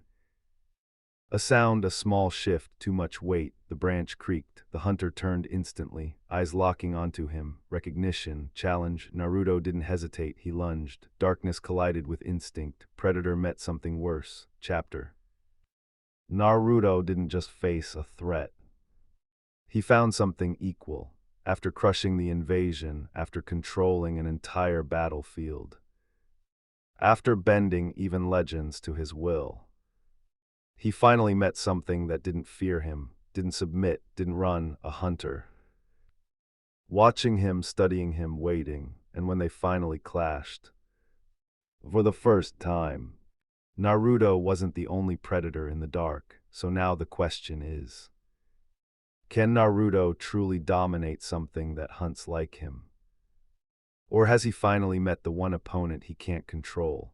Stay with me, because Chapter 9 is where the hunt truly begins, the moment Naruto lunged. He knew this was not prey. Pain exploded across his jaw, a clean hit, perfectly timed. The huntress's fist connected before his claws ever reached her, sending him crashing off the branch into open air. For a split second, gravity claimed him. But Naruto adapted. His tail snapped upward, coiling tightly around the branch like a living anchor. His body swung back with violent precision, momentum twisting into attack. Slash. His claws tore across her lower back, blood sprayed. A sharp, primal sound ripped from her throat. And then the branch gave out, both of them plummeted. They hit the ground hard, grass flattened, dust rose, silence followed. Broken only by Naruto's low, seething hiss. He straightened slowly, one hand rising to his jaw. The ache pulsed beneath his skin, sharp and humiliating. He had been hit, actually hit. Naruto's lips peeled back into a dangerous grin. Across from him, the huntress rose as well, her stance low, controlled, but now marked with fresh wounds bleeding down her back. They stared at each other, predator against predator. Another hiss escaped Naruto. Not of anger, of command. The ghosts froze in the shadows. This fight belonged to him. The huntress glanced at her left gauntlet, crushed beyond use. A low growl vibrated from her chest as she tore it off and discarded it into the grass. Naruto noticed, important, very important, that piece had been her last resort, her death switch, and now. She had willingly removed it, she had chosen to fight. The plasma cannon rotated, locked, fired. A sphere of burning blue energy tore through the night. Naruto reacted instantly. Yami-ui surged over his body just as the blast struck. Boom, the impact sent him skidding across the ground, tearing through dirt and grass alike, before he could fully recover. She was already there, her claws drove down. Naruto rolled just in time, the earth exploding where his head had been a moment before. He countered, fast, precise. His tail lashed out, wrapping around her arm and neck in a single fluid motion, locking her in place. His hand seized the plasma cannon, forcing its aim skyward before it could fire again. His other hand clamped down on her wrist, tight, unyielding. She struggled, fierce, wild, dangerous, but Naruto tightened his grip, slowly, deliberately, cutting off her air, watching her strength fade, watching her resistance break. Seconds stretched, her movements weakened, her claws slowed, her body trembled. Then went limp. Naruto released her. She collapsed into the grass without resistance, unconscious, defeated. For a moment, Naruto simply stood there, breathing, thinking, then his instincts returned, cold, efficient. He stripped her of everything, armor, weapons, technology, sealing it all away without hesitation. When he finished, she was left vulnerable, helpless, alive. He studied her briefly. Young, too young to be this skilled. That explained it. That was why she fell, but even then. She had landed a hit. That alone made her dangerous. Naruto crouched beside her, noticing the blood still flowing. Without hesitation, he turned her over and laid down. His tongue traced the wounds he had made. The reaction was immediate. The bleeding slowed. Flesh began to close, not fully, but enough to preserve her. He rose again, his Xenomorph traits retracting as the cloak settled over him once more. The monster disappeared. The king remained. "I want her taken to the hive," Naruto said coldly. The ghost stepped forward. Purgatory cell. A pause. No one touches her. His voice dropped. Not even a face hugger. Silence, then. Disobey and you die. One ghost lifted her, the others vanished. Naruto remained alone on the rooftop of Tanzaku, unaware. He was being watched, high above, hidden in shadow. Jiraiya lowered his telescope slowly. His expression darkened. That wasn't Naruto anymore, not the one he remembered, not even close. 1 week later. Time passed, but Naruto did not slow. Reports came, more hunters, not one, not two, many across nations, watching, hunting. Naruto stood before his ghosts, eyes glowing faintly in the dark. This one, he said slowly, was not the real threat. Silence spread. The real hunters. The paws are coming. Oh. The ghosts shifted uneasily. Naruto's expression hardened. "If you encounter one alone." His voice dropped to a lethal whisper. "Run." A black projectile screamed over their heads, silencing any resistance instantly. "I do not like it either," Naruto snarled, "but survival comes first." Then, another problem, another opportunity. Iwa and Bu are coming. His grin returned, dark, predatory. "We take them alive." And they did, one by one, silent, efficient, unstoppable. Bodies disappeared into the night, into the hive, into something worse than death. Naruto stood alone once more. Blood, silence, control. Everything was moving exactly as he planned, or so he thought, because far beneath the hive, deep within the purgatory cell, the huntress's eyes slowly opened, not afraid. Not broken, glowing, and for the first time since Naruto had created his hive. Something inside it smiled. The hive was not the only thing awakening, something else. Something far more human was beginning to crack. Naruto moved through the outskirts of Tanzaku town in silence, the forest swallowing the last traces of night as his presence blurred between shadow and instinct. Beside him, one of his ghosts followed, quiet, controlled, restrained. A message, that's all this was. A message to a man who was starting to ask too many questions. "Jiraiya is already suspicious," Naruto muttered, voice low, almost detached, "and he won't stop until he digs everything out." The ghost tilted its head slightly, a faint hiss escaping its throat in acknowledgement. Naruto didn't look at it. "He'll go to the Sandaime, he always does." A pause, then. "So I'll show him exactly what he's dealing with." The ghost adjusted its posture, forcing its predatory frame into something less threatening. It wasn't natural, but it obeyed, because it understood one thing above all else. Naruto's will was absolute. Minutes later, they entered the hotel, no stealth, no hesitation, just presence. Naruto pushed open the door and stepped inside like he owned the place, which, in a way, he did. His cloak slid off his shoulders, tossed casually over the couch as he stretched out across it, completely at ease, completely exposed. The monster beneath the human form revealed itself without restraint. Dorsal tubes, tail, claws, no disguise, no mask. Above him, The ghost crawled along the wall, then the ceiling, before vanishing into a faint distortion. Old habits, hard to break, Naruto sighed. Oi, he muttered without even looking up. Don't hide. A pause, it'll just make things worse. The distortion flickered, then vanished. The ghost revealed itself fully, clinging to the ceiling in silence. The door creaked. Shizune entered, yawning, unaware. She sat down across from Naruto, lifting a cup of coffee, eyes still half closed as she took a slow sip. Then opened them and froze, silence. Her gaze drifted from Naruto to his tail, to the black, inhuman structures on his back. And finally, to the thing on the ceiling, I yeep. The cup rattled in her hands. Naruto didn't move, didn't react. Calm down, he said flatly. It's just a summon. A pause, and this, he gestured faintly behind him, is my Keke Genkai. Shizune swallowed hard, oh. Her voice trembled, oh, okay. Really now? A new voice cut through the room, cold, sharp, suspicious, Jirya.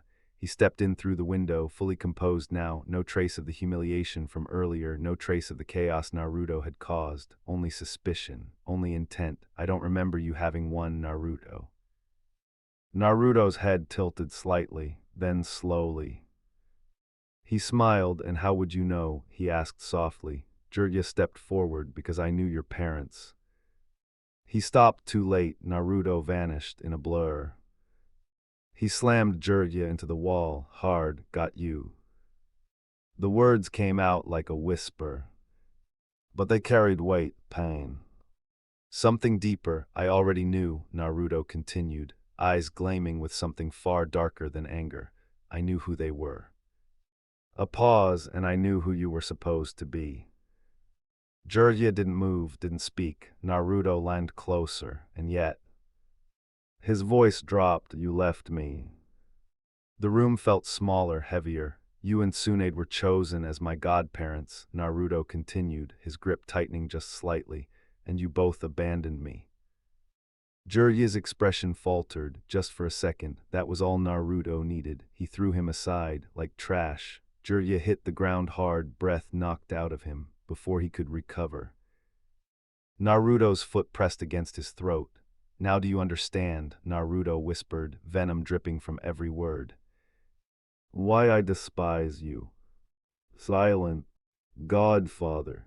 The word hit harder than any attack. Naruto stepped back, turned away. Jirya tried to rise. But a sharp hiss cut through the room. He froze above him. The ghost moved, a pale, clawed limb lashed downward, stopping just inches from his face. Warning, not attack, for the first time. Jirya hesitated. What the hell is going on here? Tsunade's voice, rough, irritated. She stepped into the room, holding her head, eyes narrowing instantly as she took in the scene. Naruto, Jirya, the creature, and what the hell is that?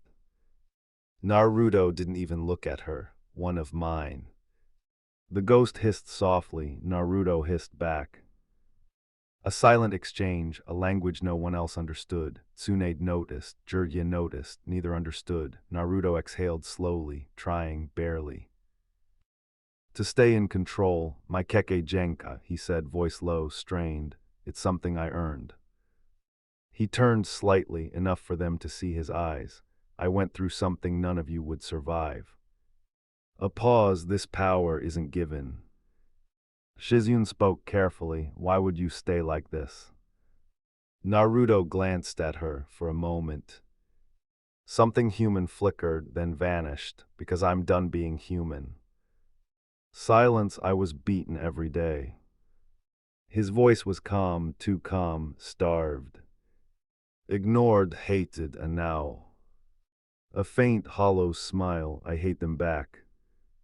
The room felt suffocating. Naruto stood, picked up his cloak. I can't stand being here. A step toward the door, if I stay any longer. A pause, I might actually kill you. No one moved, no one spoke. Naruto stopped at the door, just for a second. I'm heading back to Konoha. His voice was final, don't follow. Then he left. Jurgya rushed after him. Threw open the door. Nothing gone, no trace, no chakra, no presence, because above, on the rooftop, Naruto stood invisible, watching, his ghost beside him. Hidden, silent, Naruto scoffed, then turned away, leaping across rooftops, vanishing into the night. But something was wrong, for the first time in a long time. His mind wasn't quiet, not because of enemies, not because of plans, but because of something far more dangerous. A memory, a voice, a life he had buried, beginning to claw its way back to the surface. Chapter 10. Last chapter, everything changed. Naruto didn't just fight his enemies. He exposed something far more dangerous, himself, the truth about his past, the hatred he carries, and the terrifying power he's becoming. Even Jiraiya couldn't recognize him anymore, but here's the real question. Is Naruto still in control? Or is something else inside him starting to take over? And if that's true, then what happens when even the king of the hive loses control? Chapter 10 changes everything. Naruto stepped out of the Hokage Tower in silence, the heavy wooden doors closing behind him with a dull echo that seemed to linger longer than it should. The lecture still rang in his ears. Missions, responsibility, control. He scoffed under his breath. If the Hiruzen Sarutobi had lived even a fraction of Naruto's life, he wouldn't be talking about control so calmly. 3 days, that's how long Naruto had been back, and for 3 days he had avoided this place. Avoided the ANBU shadows trailing him, avoided the old man's gaze, but even predators had to step into the light sometimes, and now everything was shifting. The civilian council demanded his execution for destroying Sasuke Uchiha's future, the Shinobi Council. They promoted him, Chunin, a title that meant nothing to him. Power did, control did, survival did, everything else was noise. And then there was the unexpected twist. He was married to Temari. Even now the word felt foreign in his mind. Wife, not mate, not ally, not asset, wife. Naruto exhaled slowly as shadows rippled beneath his feet, and in the next instant he stepped out inside his home, or rather his fortress. The entire building belonged to him now. 9 floors of reinforced structure, traps, seals, and hidden death layered into every inch. The lower floors were lethal, the upper floors strategic, and the 3rd floor. That was his domain, silent, dark, controlled, but something was different. Naruto paused, clean, everything was clean, no scattered notes, no chaotic research, no signs of the restless mind that usually defined this place. Everything had been organized, ordered, tamed. Naruto's eyes narrowed slightly, then softened. Temari. He moved through the space without sound, his presence blending into the shadows like instinct. When he reached the bedroom, he stopped at the doorway. There she was, asleep, peaceful, unaware. For a moment, Naruto simply watched. The woman who had once stood against him without fear now rested within his territory, within his reach, within his life. Strange, very strange. He stepped forward quietly, removing his headband and setting it aside. Sitting at the edge of the bed, he brushed a few strands of hair from her face. She didn't stir, carefully almost. Gently, he lifted her and leaned back against the headboard, settling her against him. For once. The monster was still. The room remained silent, save for the slow rhythm of breathing. For a rare moment, Naruto allowed himself to exist, without hunger, without war, without calculation. Just stillness. 3 hours later. The last light of the setting sun filtered through the glass doors, painting the room in fading gold. Temari stirred slightly before settling again. Naruto didn't move, didn't speak, just watched, observed, memorized, because somewhere deep inside him something unfamiliar stirred. Not hunger, not rage, not instinct, something else, something quieter, something dangerous in its own way. The door creaked open. Naruto didn't turn, he already knew. Yujiro stepped inside silently, her presence calm but sharp, like a blade hidden beneath silk. Their eyes met. A silent understanding passed between them. No words needed. She approached and sat beside him, studying him carefully. "You're quieter than usual," she murmured. Naruto didn't answer immediately. His gaze shifted slightly, distant, calculating, something's changing. Yujido's expression hardened. "In you." Naruto's lips curved faintly, but there was no humor in it. "I don't know yet." A pause, then. For the first time since returning, Naruto's instincts flickered, sharp, violent, unstable. His pupils narrowed slightly, his breathing shifted, and deep within his mind, something moved, not Kira, not the hive, something else, older, darker, watching, waiting. Naruto's grip tightened slightly around Temari without realizing it. Yujito noticed, and for the first time since she had joined him, she felt it, fear. Naruto wasn't just evolving anymore. Something inside him was waking up. Cliffhanger ending. Naruto's fingers lingered against Yujito-ne's cheek, his touch unexpectedly gentle, almost human. She leaned into it instinctively. For a moment, neither of them spoke. Only the faint rhythm of breathing filled the room. Her voice finally broke the silence, soft, uncertain. So, this is Temari. Naruto's gaze shifted briefly toward the sleeping blonde. Yeah. A pause, then Yujito asked the question that lingered beneath everything. Do you think she'll accept us? Naruto's expression darkened slightly, not with doubt but calculation. She will. A beat, if not willingly, then eventually.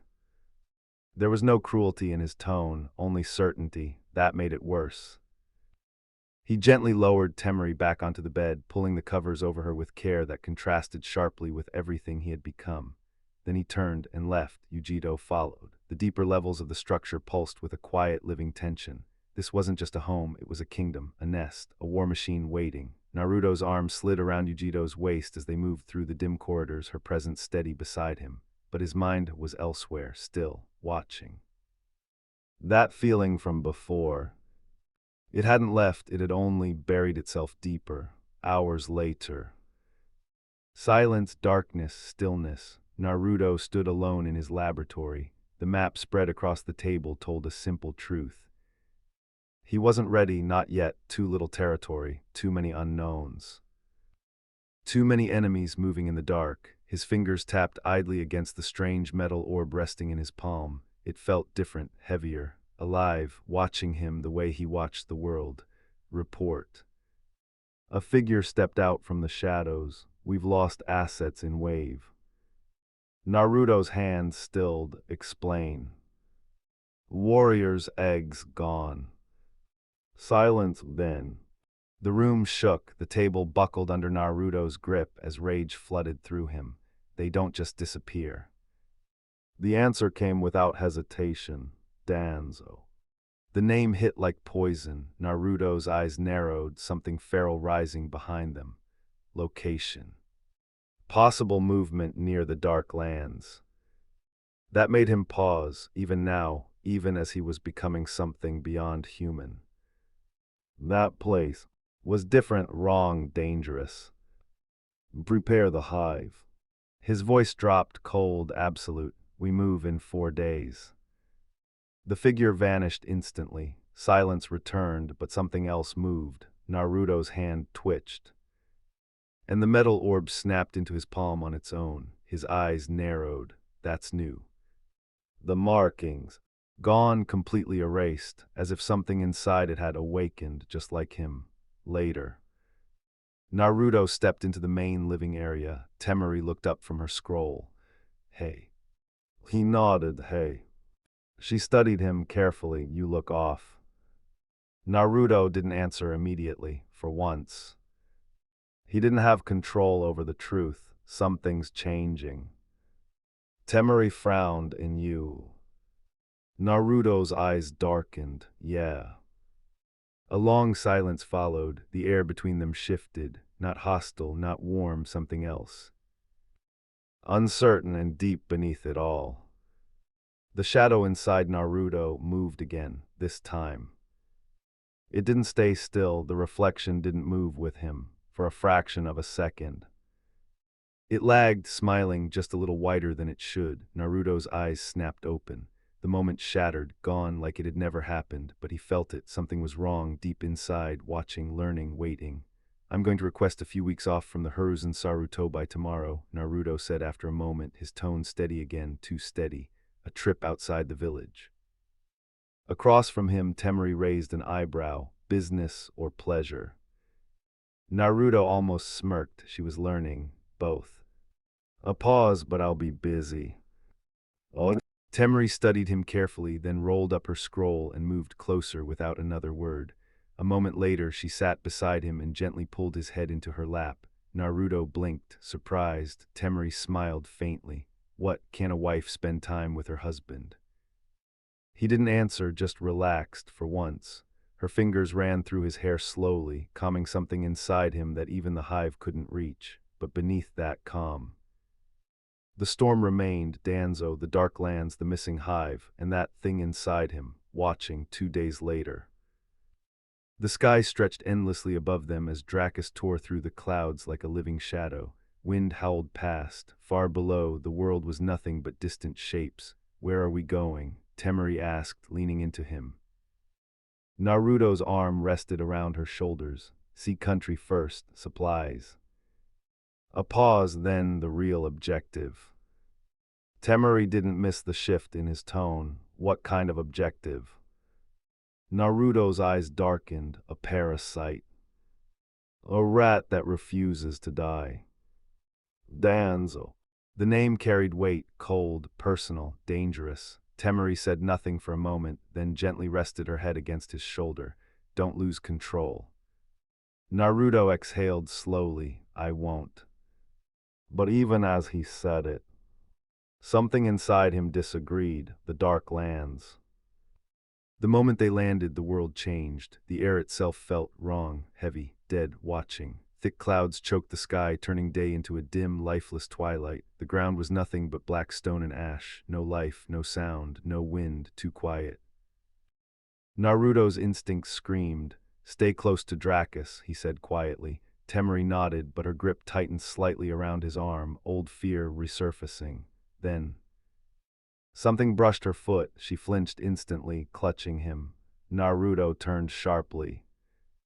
Eyes narrowing, movement, small creatures, too well hidden, too unnatural. Just your imagination, he said calmly. A lie, a deliberate one. Stay here. Temari hesitated, then nodded and retreated. Naruto turned and dropped the mask. His xenomorph traits surfaced, silent, lethal, absolute. Ghosts appeared, banshees took the sky. Move. They vanished into the darkness. Time passed, no landmarks, no direction, just endless dead land. Naruto stopped at the edge of a cliff overlooking a vast valley. Nothing, empty, too empty.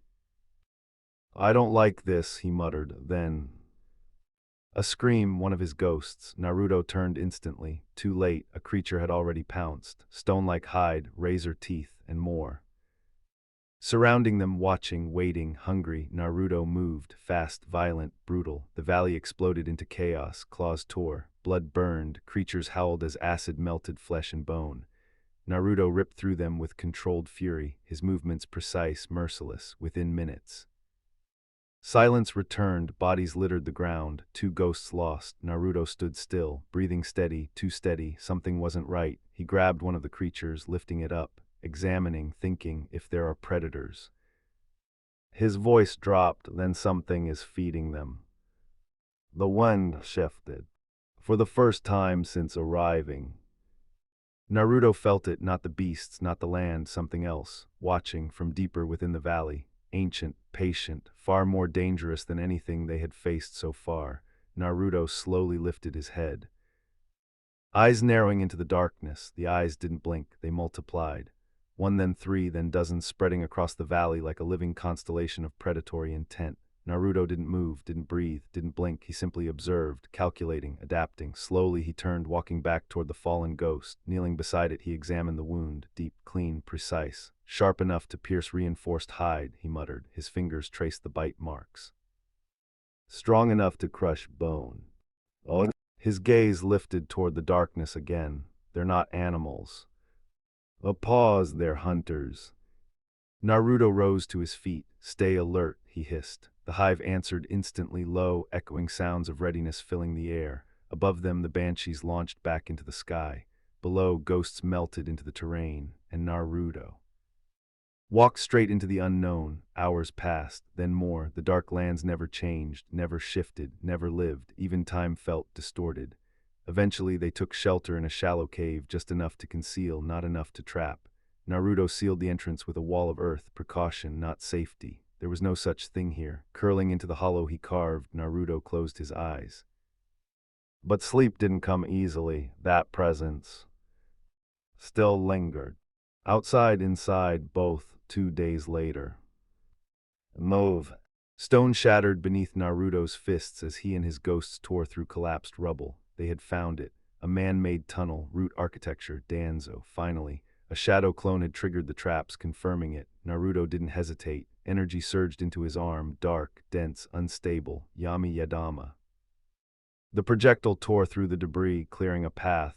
Naruto followed instantly. Speed, precision, intent. His ghost surged behind him within seconds. They entered the chamber, and there he was, Danzo Shimura, waiting. Ah, Uzumaki. Naruto didn't answer, didn't need to. The killing intent alone spoke volumes. Then the wall behind Danzo shifted, and Naruto froze for the first time, Temari unconscious, bound. And behind her, Dracus, restrained, chained, captured. The air changed. Naruto's rage didn't explode. It collapsed inward, becoming something colder, sharper, more dangerous. Who do you think you are? Naruto's voice dropped, inhumanly calm. Danzo smirked faintly. You destroyed my root. A pause. I adapted. Naruto paced slowly, not approaching, not yet, watching the cane, the button, calculating, always calculating. Then the sound began, a low, vibrating thrum. It spread through the chamber like a pulse. Danzo faltered, Torun stumbled, Fu clutched his head. The sound wasn't loud. It was invasive, direct, violent. Naruto's dorsal tubes flared. And the attack intensified. Now the hive moved, ghosts surged forward, fast, precise, brutal. The cane snapped. Danzo's arm was destroyed. His allies were neutralized instantly. The battlefield ended before it even began. Naruto stepped forward, placed his foot on Danzo's chest. That's how. One strike. And Danzo collapsed into unconsciousness. Moments later, it was over completely. Naruto stood in silence as the remains of Danzo vanished into nothingness, consumed by his own technique. No body, no trace, no escape, inside the base. The truth unraveled quickly. Experiments, theft, control. Danzo hadn't just stolen from the hive, he had tried to weaponize it. And now the consequences remained. Naruto turned slowly, released them. Temari and Dracus were freed immediately, relocated, safe, but the problem wasn't over, not even close. Naruto's gaze shifted deeper into the facility. They're still here. Uncontrolled, unstable, his own kind. Turned into something else, something wrong. Smoke erupted. 6 figures emerged, Predalians, silent, deadly, perfect hunters. Naruto looked at them.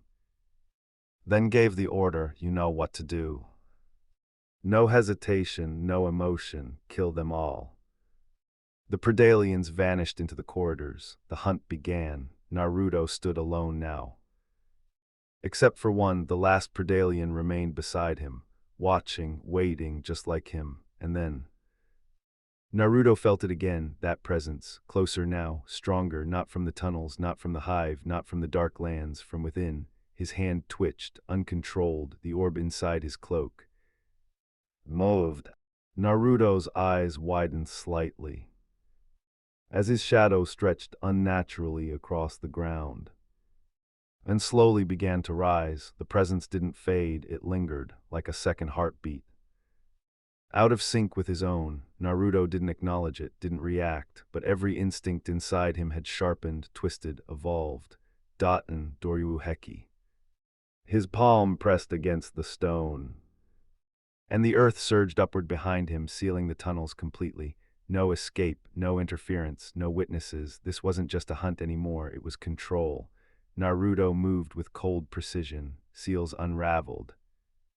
Predator weapons materialized into his grasp. The plasma rifle locked into his hands. Laser nets clipped across his waist. Devices aligned along his belt. The power glove hummed faintly as it synced with his movements. Then the mask, gunmetal gray, a snarling xenomorph carved into its design, the moment it sealed over his face. Naruto changed, his breathing slowed, his mind sharpened, two shoulder cannons deployed, the pauldron locked into place, everything aligned perfectly with his body. As if it belonged there, let's see what you've become. His vision shifted, thermal layers, electromagnetic distortions, motion tracking, and there. The trail, Naruto moved silently through the tunnels, following the faint signatures of his rogue kin. Pipes lined the walls, metal groaned faintly, the air felt wrong. Then, his instincts screamed, Naruto dropped instantly. A claw tore through the space above him. He rolled. Twisted. Fired. Blue plasma exploded into the warrior's chest. Burning straight through it, the creature collapsed. Acidic blood began devouring the stone beneath it. Naruto didn't stop, didn't slow, didn't even look back. A device flicked from his hand. Laser net deployed behind him, trap set, exit sealed. You've lost control. But even as he said it, that other presence inside him stirred. Naruto moved deeper, faster, sharper. Another net sealed a tunnel behind him, then another, and then. He stopped, the chamber ahead pulsed with something unnatural. Wide, dark, alive. A pool of black water sat at its center, the walls. The ceiling. Everything. Covered in thick resin, Naruto's grip tightened. A hive. Incomplete but growing, a facehugger dropped from above. Naruto fired without looking. Dead before it hit the ground, his vision scanned again, heat signatures, dozens, humans cocooned, waiting. Naruto raised his rifle, no hesitation, he fired, bodies dropped. One by one, shoulder cannons followed. Precise, relentless, a chest-burster erupted, only to be obliterated mid-motion. Then, the tunnels came alive, warriors flooded in from every direction. Naruto stepped forward. Come. They obeyed, claws clashed, acid burned, plasma tore through bodies, but numbers kept rising. Until reinforcements arrived, Predalians burst into the chamber. Turning the tide instantly, the slaughter was brutal, efficient, final, within minutes. Silence returned. Naruto stood among the corpses, unmoving, unbothered. You're forcing evolution. His rifle folded and locked at his side. Shoulder cannons powered down, his gaze shifted. To the water without hesitation. He dove, the cold swallowed him instantly. Predalians followed. The submerged tunnel was worse, resin-lined, claustrophobic, alive. Two warriors lunged. Predalians intercepted. Snapping their necks instantly, Naruto didn't stop. Minutes later, they surfaced, a massive coastal crater, connected tunnels everywhere, salt water, ancient, empty, too empty. Naruto sealed every entrance with laser nets, placed a tracking device, marked the location, then turned back, everything resealed behind him, every path controlled. When he reached the barrier, his fist shattered through it, they emerged, and the base locked itself down completely. Predalians dismissed. Naruto approached Dracus. The massive creature lowered itself, wounded. But alive, Naruto placed a hand on its scarred head. You endured. A rare acknowledgement. He climbed up. Return. The sky swallowed them whole, but Naruto's mind wasn't calm, because inside, that presence had grown louder, watching, waiting. 4 hours later, Naruto appeared behind the hawkage like a shadow given form. Conversation was brief, cold, efficient. Danzo dead, hive compromised, war coming, and then Akatsuki. Naruto listened, silently, until Sarutobi spoke the unthinkable. I will make you hawkage. Naruto froze, then laughed, not amused, dangerous. Oh, hell no. He stood slowly, power leaking into the room. I am not something you cage behind a desk. His voice dropped. Dark, final. I don't belong to this village anymore. Silence filled the room. Sarutobi didn't argue, because he knew the boy he once protected was gone. Naruto turned, walked toward the door, each step heavier than the last, and then He stopped for just a moment, his shadow stretched across the floor. Long, distorted, and then it moved, not with him, against him. Naruto's eye twitched, slowly. He turned his head, and for the first time, he saw it clearly, a second silhouette standing behind him, smiling, black, empty eyes staring straight into his soul. You can't leave me behind anymore.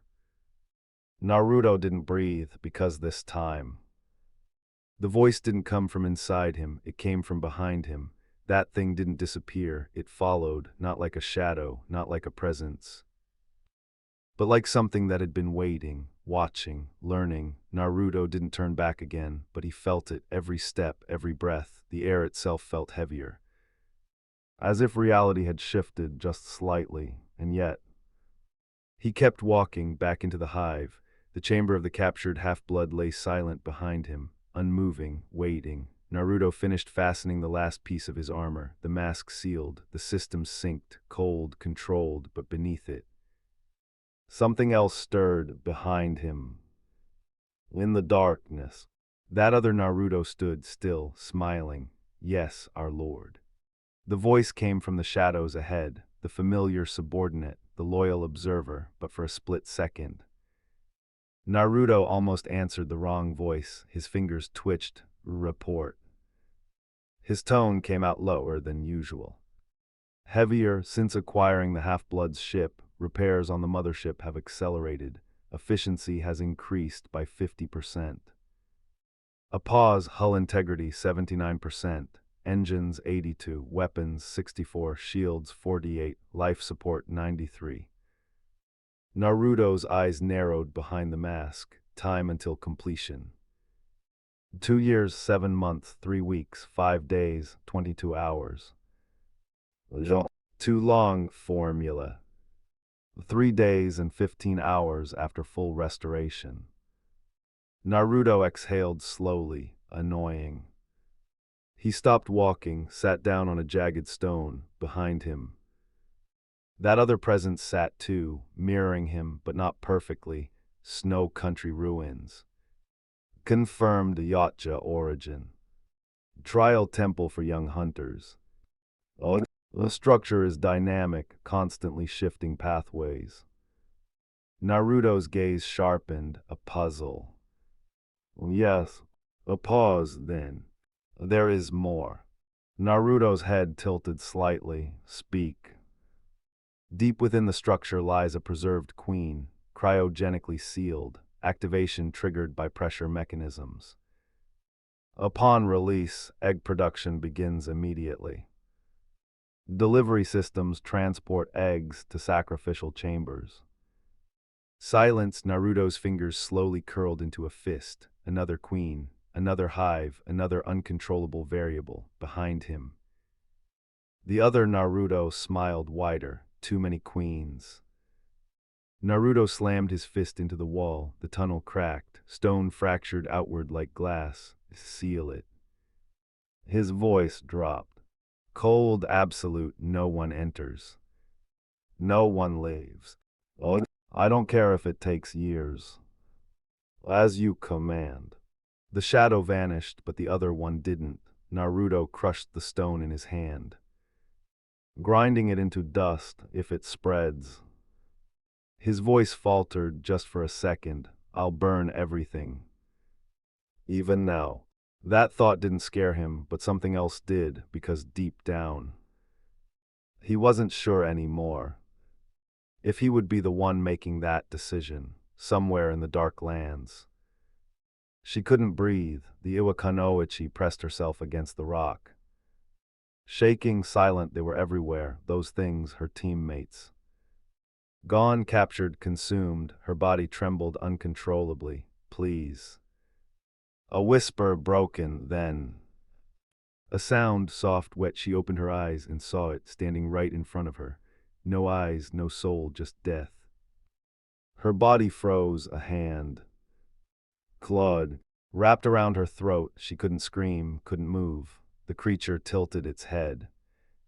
Almost curious, then.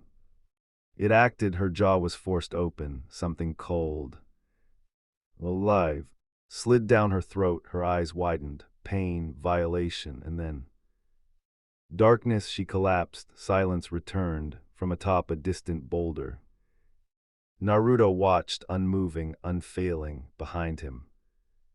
That other version stood beside him now, watching too. You're getting better at this. Naruto's eye twitched, but he said nothing. The battlefield below burned, acid scars, broken walls, blood, 14 outposts this week, 84 total. A message. War had already begun. Naruto dropped down from the boulder. Leave her. The Predalien obeyed instantly. They moved, a silent army. Behind them. The explosion came, a dome of pale blue plasma erupted, expanding outward, erasing everything. Naruto didn't look back, if they didn't understand. His voice was calm, they will now. But then, he stopped something. Familiar at the edge of his senses, Naruto's hand moved to his chest, to the scar, him. Fang the hunter watching again, waiting, behind Naruto. The second presence leaned forward slightly, interested, another predator. Naruto's jaw tightened, no. He turned away, not today. But this time, the other Naruto didn't agree, it stepped forward. Just slightly, and for a brief moment. Naruto's body didn't respond to him, his foot moved. Without his command, toward Fang's direction, Naruto's eyes widened. Just slightly. No. The control snapped back, but it was too late, far in the distance. A roar echoed, deep, ancient. Fang had noticed, and now. He was coming, the other Naruto smiled. Now this will be fun. Naruto froze, not from fear, from recognition. Still alive, huh? His voice came out low, restrained, but his body didn't listen. One step forward, Naruto's eyes narrowed. No, stop. Behind him.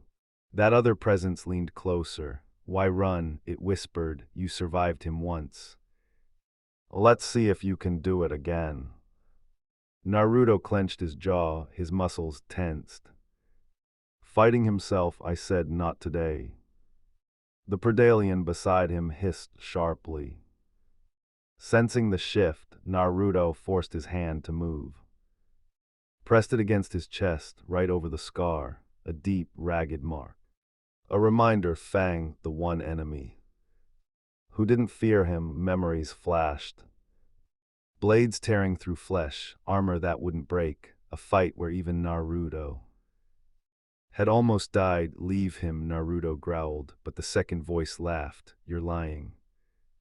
For a split second, Naruto's foot shifted again toward Fang, then he snapped, chakra flared violently. Dark, unstable enough. The pressure burst outward, forcing control back into his body. The presence behind him didn't disappear, it just smiled. Run then. Naruto didn't answer, he turned and vanished the next day. The forest blurred beneath him, speed, distance, escape. Naruto didn't stop until the gates of Konoha came into view, or what Konoha had become. Not a village anymore, a hive, a kingdom, his kingdom. The gates stood guarded, not by shinobi, but by monsters, runners, warriors, alive, silent, obedient, above. Ghosts clung to the walls like living shadows, across the streets. Titans moved like walking disasters, the rooftops not safe either. Stalkers watched everything. Banshees nested in the sky. Dragons lurked. Naruto stepped forward. And the entire gate opened without a word. Submission, control, fear, everything was his. Naruto-sama. He didn't need to turn, Kakashi. The man landed beside him. No longer just human, something else, something better. Any trouble? Naruto asked calmly. None, Kakashi replied. They're too afraid to even breathe wrong. Naruto smirked faintly. Good, fear was efficient, but as they walked, Naruto's vision flickered, just for a moment. A shadow. Standing in the middle of the street, watching him, Naruto stopped. You saw that? Kakashi asked. No. Because Kakashi hadn't, only Naruto had, the second presence, walking inside his world now, freely. Naruto waved Kakashi away, then vanished the Hawkage Tower. Silence. Naruto reappeared. Already seated, the room filled quickly. Teams, commanders, followers, all waiting, all obedient. Report. Cold, sharp, Shino spoke. No trace, he's masking everything. Naruto's claws tapped the desk slowly. Annoyance, Team 8. They stiffened. Track him, do not engage. Gone. Next, Teams 9 and 10. A hologram flickered alive. Targets, extract the informant. Capture the partner. No hesitation, dismissed. The room emptied, silence returned. Naruto leaned back. Finally. Alone, you're slipping. Naruto's eyes snapped up. The voice didn't come from the door or the shadows. It came from behind him. He turned. Nothing, but he felt it, closer now, stronger, before he could react. Another presence appeared, different, familiar, dangerous. You've grown. Naruto didn't flinch. You shouldn't be here. The cloaked Yachtja stepped forward. Invisible yet seen, you learned well. Naruto finally looked up. Why are you here? A pause, then. The words dropped like a blade. The queen is coming. Everything stopped, the air, the room, Naruto's breath. What? And she knows about you. That was enough. Naruto moved, too fast to see. The yacht just slammed into the wall. Choked, pinned, the room shifted. Horror-shin. No. They were alone in Naruto's chamber. Naruto's grip tightened. What did you say? The yachtja didn't struggle, didn't panic. She knows. About your hive. About your power. About what you're becoming. Naruto's fingers dug deeper. Cracking armor, why would she come here? The answer came slowly, like a death sentence, because you are no longer prey. A pause, you are competition. Silence, then. Behind Naruto. Another voice spoke, soft, excited. Finally. Naruto's eyes widened, the yachtja froze, because he heard it too, something worthy. Naruto slowly turned his head. And for the first time, the other Naruto was visible, standing, grinning, looking directly at both of them. The air didn't move, not a breath, not a sound. Because for the first time, something other than Naruto was being seen, clearly, fully, alive. Korda's grip tightened instinctively. Then loosened, so it's true. His voice dropped. Not fear, but recognition. The thing behind Naruto tilted its head. You can see me. A smile too wide, too wrong. Naruto's jaw clenched. Don't acknowledge it. But it was too late. Korda stepped forward slightly. Eyes locked. What are you? The entity didn't answer immediately. Instead, it looked at Naruto. Isn't that obvious? A pause. I'm what he became. Naruto snapped. Shut up. The room trembled for a moment. Both presences overlapped, then separated again. Korda exhaled slowly. You're losing control. Naruto didn't deny it, because he could. The entity chuckled softly. He already has. Naruto turned, grabbed Korda, slammed him into the wall. Focus. His voice was sharp, desperate. What do you know? Korda didn't resist this time. The queen is coming. Then not alone. Naruto froze. How many? A pause, enough to erase a world. Silence behind Naruto. The entity's grin widened, finally. Naruto shoved Korda away. Ripping off his mask, frustration, rage, something deeper. 2 months. He paced faster, unstable. I don't have time for this. The entity followed step for step, then stopped hesitating. Naruto stopped, say it. The entity lined closer, kill everything. Naruto's eyes darkened for a moment. He almost agreed, then he forced it back, no. Oh. But even he didn't believe that answer. 2 months later, the sky screamed, Dracus descended like a falling god. Wings tearing through frozen air, the three wolves' mountains trembled beneath its shadow. Samurai scattered, fear spread instantly. Naruto stood atop the beast. Armored, silent, but inside. The war hadn't stopped, the entity was still there, watching, waiting. You brought me here. Naruto ignored it for now. The summit hall loomed ahead. Politics, power, control, a different battlefield. Naruto stepped inside. Eyes followed him, fear, hatred, shock. He didn't care. Balcony. The Predalians vanished upward. Like ghosts, the room settled. Barely, Naruto sat, mask removed, eyes cold, listening, watching, calculating. Gaara spoke, calm, measured. Akatsuki, danger. Failure. Naruto listened, but only half, because something else was listening too, weak.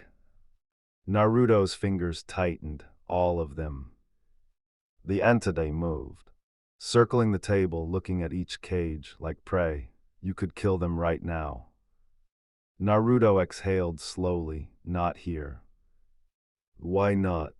Because even now, a part of him still understood something, timing, control, survival, but that part was getting quieter. The Tsuchikage interrupted, arrogant, dismissive. Naruto smirked faintly, pathetic, all of them, arguing, talking, debating, while the world was about to burn. They don't know. Naruto's eyes flickered. They don't understand what's coming. The entity lined forward. Hands on the table, we should show them. Naruto's breathing slowed, dangerously. Because this time, he didn't immediately reject the idea. His gaze shifted. Across the room, calculating, 4 cage, multiple guards, closed space, a perfect slaughter. Do it. Naruto's hand twitched just slightly, chakra stirred. Dark, heavy, the temperature dropped. Gaara paused mid-sentence. Everyone felt it. Something was wrong, very wrong. Naruto stood up slowly. The room went silent, even the entity paused, because this time it wasn't controlling him. Naruto raised his head, eyes glowing faintly. You're all wasting time. His voice echoed, not fully his own, while something far worse than Akatsuki is coming. The cage tensed. What are you talking about? Naruto smiled, but it wasn't a normal smile. It was split 2 expressions, one restrained, one hungry. Hey, queen. Silence, and when she arrives. The entity stepped forward, overlaying Naruto's body. This world becomes hers. Naruto's fingers curled, unless I take it first. The room erupted into tension. Weapons shifted, chakra flared, war. Seconds away, but then Naruto froze completely, because for the first time, the entity didn't just influence him, it pushed, hard. Naruto's body leaned forward. Without permission, his hand lifted, claws extending, aimed directly at Gaara's throat. Naruto's eyes widened. No. Naruto's hand trembled, not from weakness, from resistance. His claws hovered. Just inches from Gaara's throat, the room held its breath. Time itself felt frozen. Do it. The voice whispered again, closer, sharper. Naruto's vision split. 2 perspectives, 1. The cage summit, control, restraint, the other. Blood, chaos, dominance. Naruto exhaled slowly, then his hand dropped, silence shattered. Heh, you want to talk, Tsuchikage? All eyes snapped toward him. Naruto leaned forward. Eyes burning, you tried to demand Konoha hand me over after losing your own Jinchuriki. Anoki stiffened, you nearly got your way until I took control. Be silent. The word never finished, because the room filled with a low, deadly hum. Naruto's plasma rifle was already raised, pointed directly at Anoki's head. You remember what this does, don't you? The temperature dropped, no one moved, no one breathed. You remember your outposts. A pause, how they disappeared. Anoki's jaw tightened. The others tensed, then, slowly, Naruto lowered the weapon. Sit down. It wasn't a suggestion. Anoki obeyed, and that alone terrified everyone. Naruto leaned back again. Continue. Gaara nodded slightly, but Naruto wasn't fully listening anymore, because the presence was back closer inside the compound, found him. Naruto's eyes narrowed. Sasuke. The name echoed in his mind like a curse. Kill him. Naruto's fingers twitched. No. You want to. Naruto stood up abruptly. The room shifted instantly. Weapons drawn, guards appeared. Naruto didn't care. You're all wasting time. His voice echoed. Layered two tones, one human, one not. A queen is coming. Shock rippled across the room, and when she arrives, Naruto smiled, split. This world becomes hers. The entity lined through him, almost visible unless I take it first. Then, movement fast, Naruto's head snapped upward. There. Without hesitation, he grabbed a chair and hurled it at the ceiling. Crash, come out. The room exploded into chaos from the ceiling. A white mass emerged. Zetsu, he didn't even finish a word. A plasma blast erased his head instantly. Blood rained down. Naruto was already moving. Mask on, weapon armed, he punched through the wall, vanishing into the next room, below. Bodies, samurai dead at the center. He stood. Sasuke Uchiha, Naruto. Naruto smiled, cold, pansy. His gaze flicked. To Sakura Haruno, still useless, I see. Sasuke raised his blade. You can't stop me. Naruto disappeared. Rai appeared, already striking, faster, stronger, more precise, blow after blow. Sasuke barely kept up. You haven't improved. Naruto's voice was calm, deadly. Then, impact, a brutal strike lifted Sasuke off the ground. And the next moment, Naruto's blades tore through him, blood sprayed. Sasuke collapsed, screaming. Naruto stepped forward, placed his foot on his chest. Like I said. He leaned down. I collect what's mine. Sasuke's eyes widened. Too late. Naruto ripped them out, crushed them. Sasuke screamed. Sakura Haruno charged.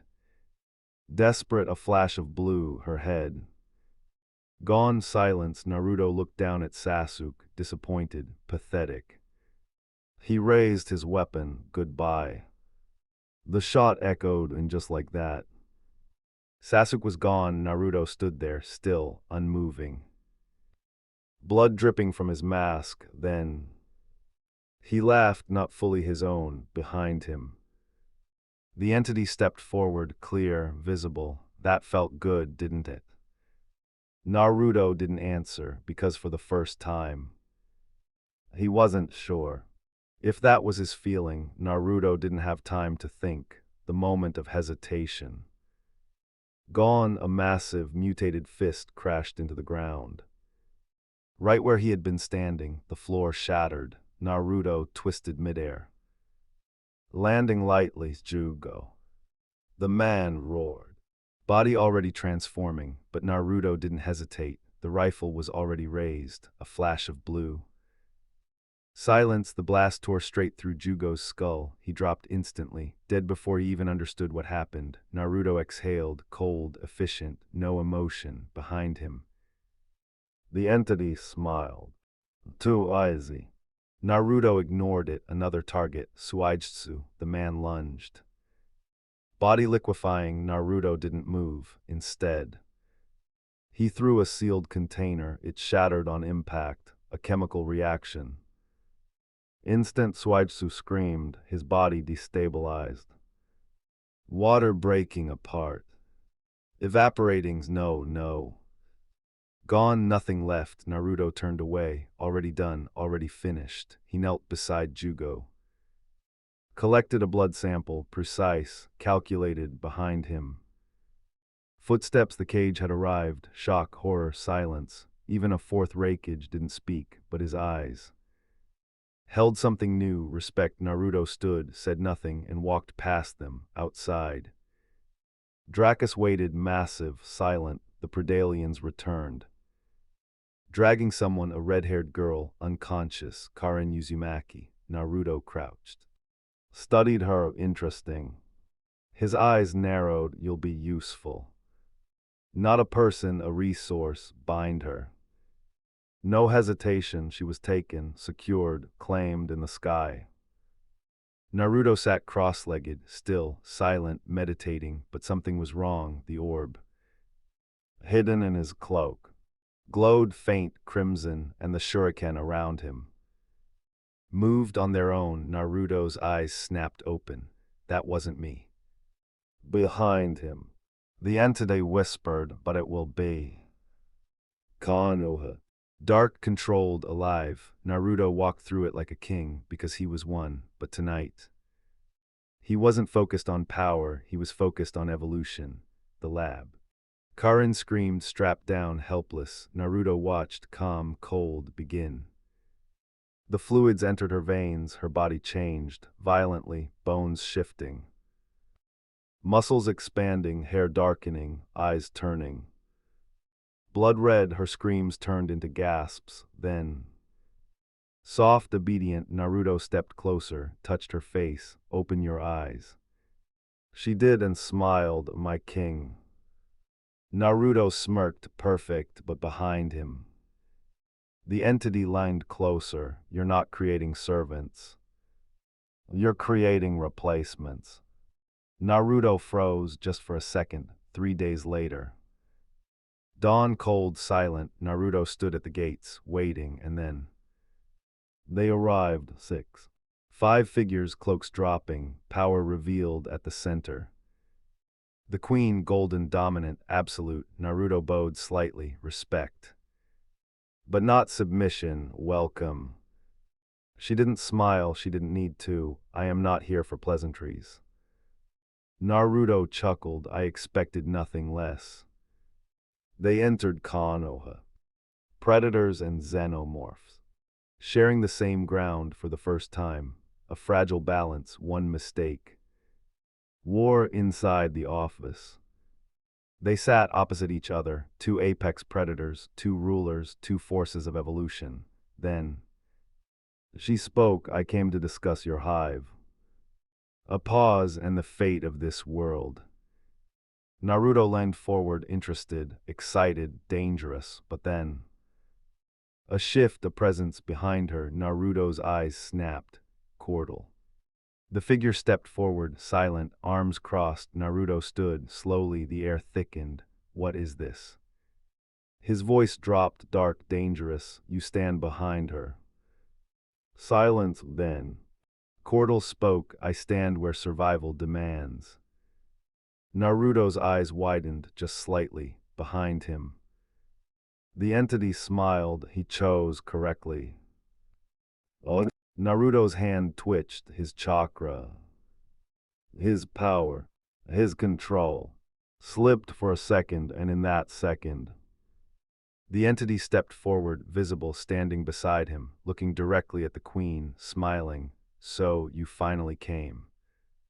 The queen didn't react, but her guards did. Weapons shifted, stances changed. War was one breath away. Naruto turned slowly. Looking at the thing beside him, what are you? The entity tilted its head, then whispered, I'm what you become. When you stop pretending to be human. What if the real monster was never outside Naruto, but inside him? After crushing his enemies, building an unstoppable hive, and standing face to face with the most powerful predator queen, Naruto realizes something terrifying. That power, that hunger, that cold satisfaction. It might not be his anymore, because now that entity has a body, a voice, a will of its own, and it's no longer asking for control. It's taking it, so the question is, when the final battle begins, will Naruto still be the king of the hive? Or just another puppet? Chapter 11 is where everything changes.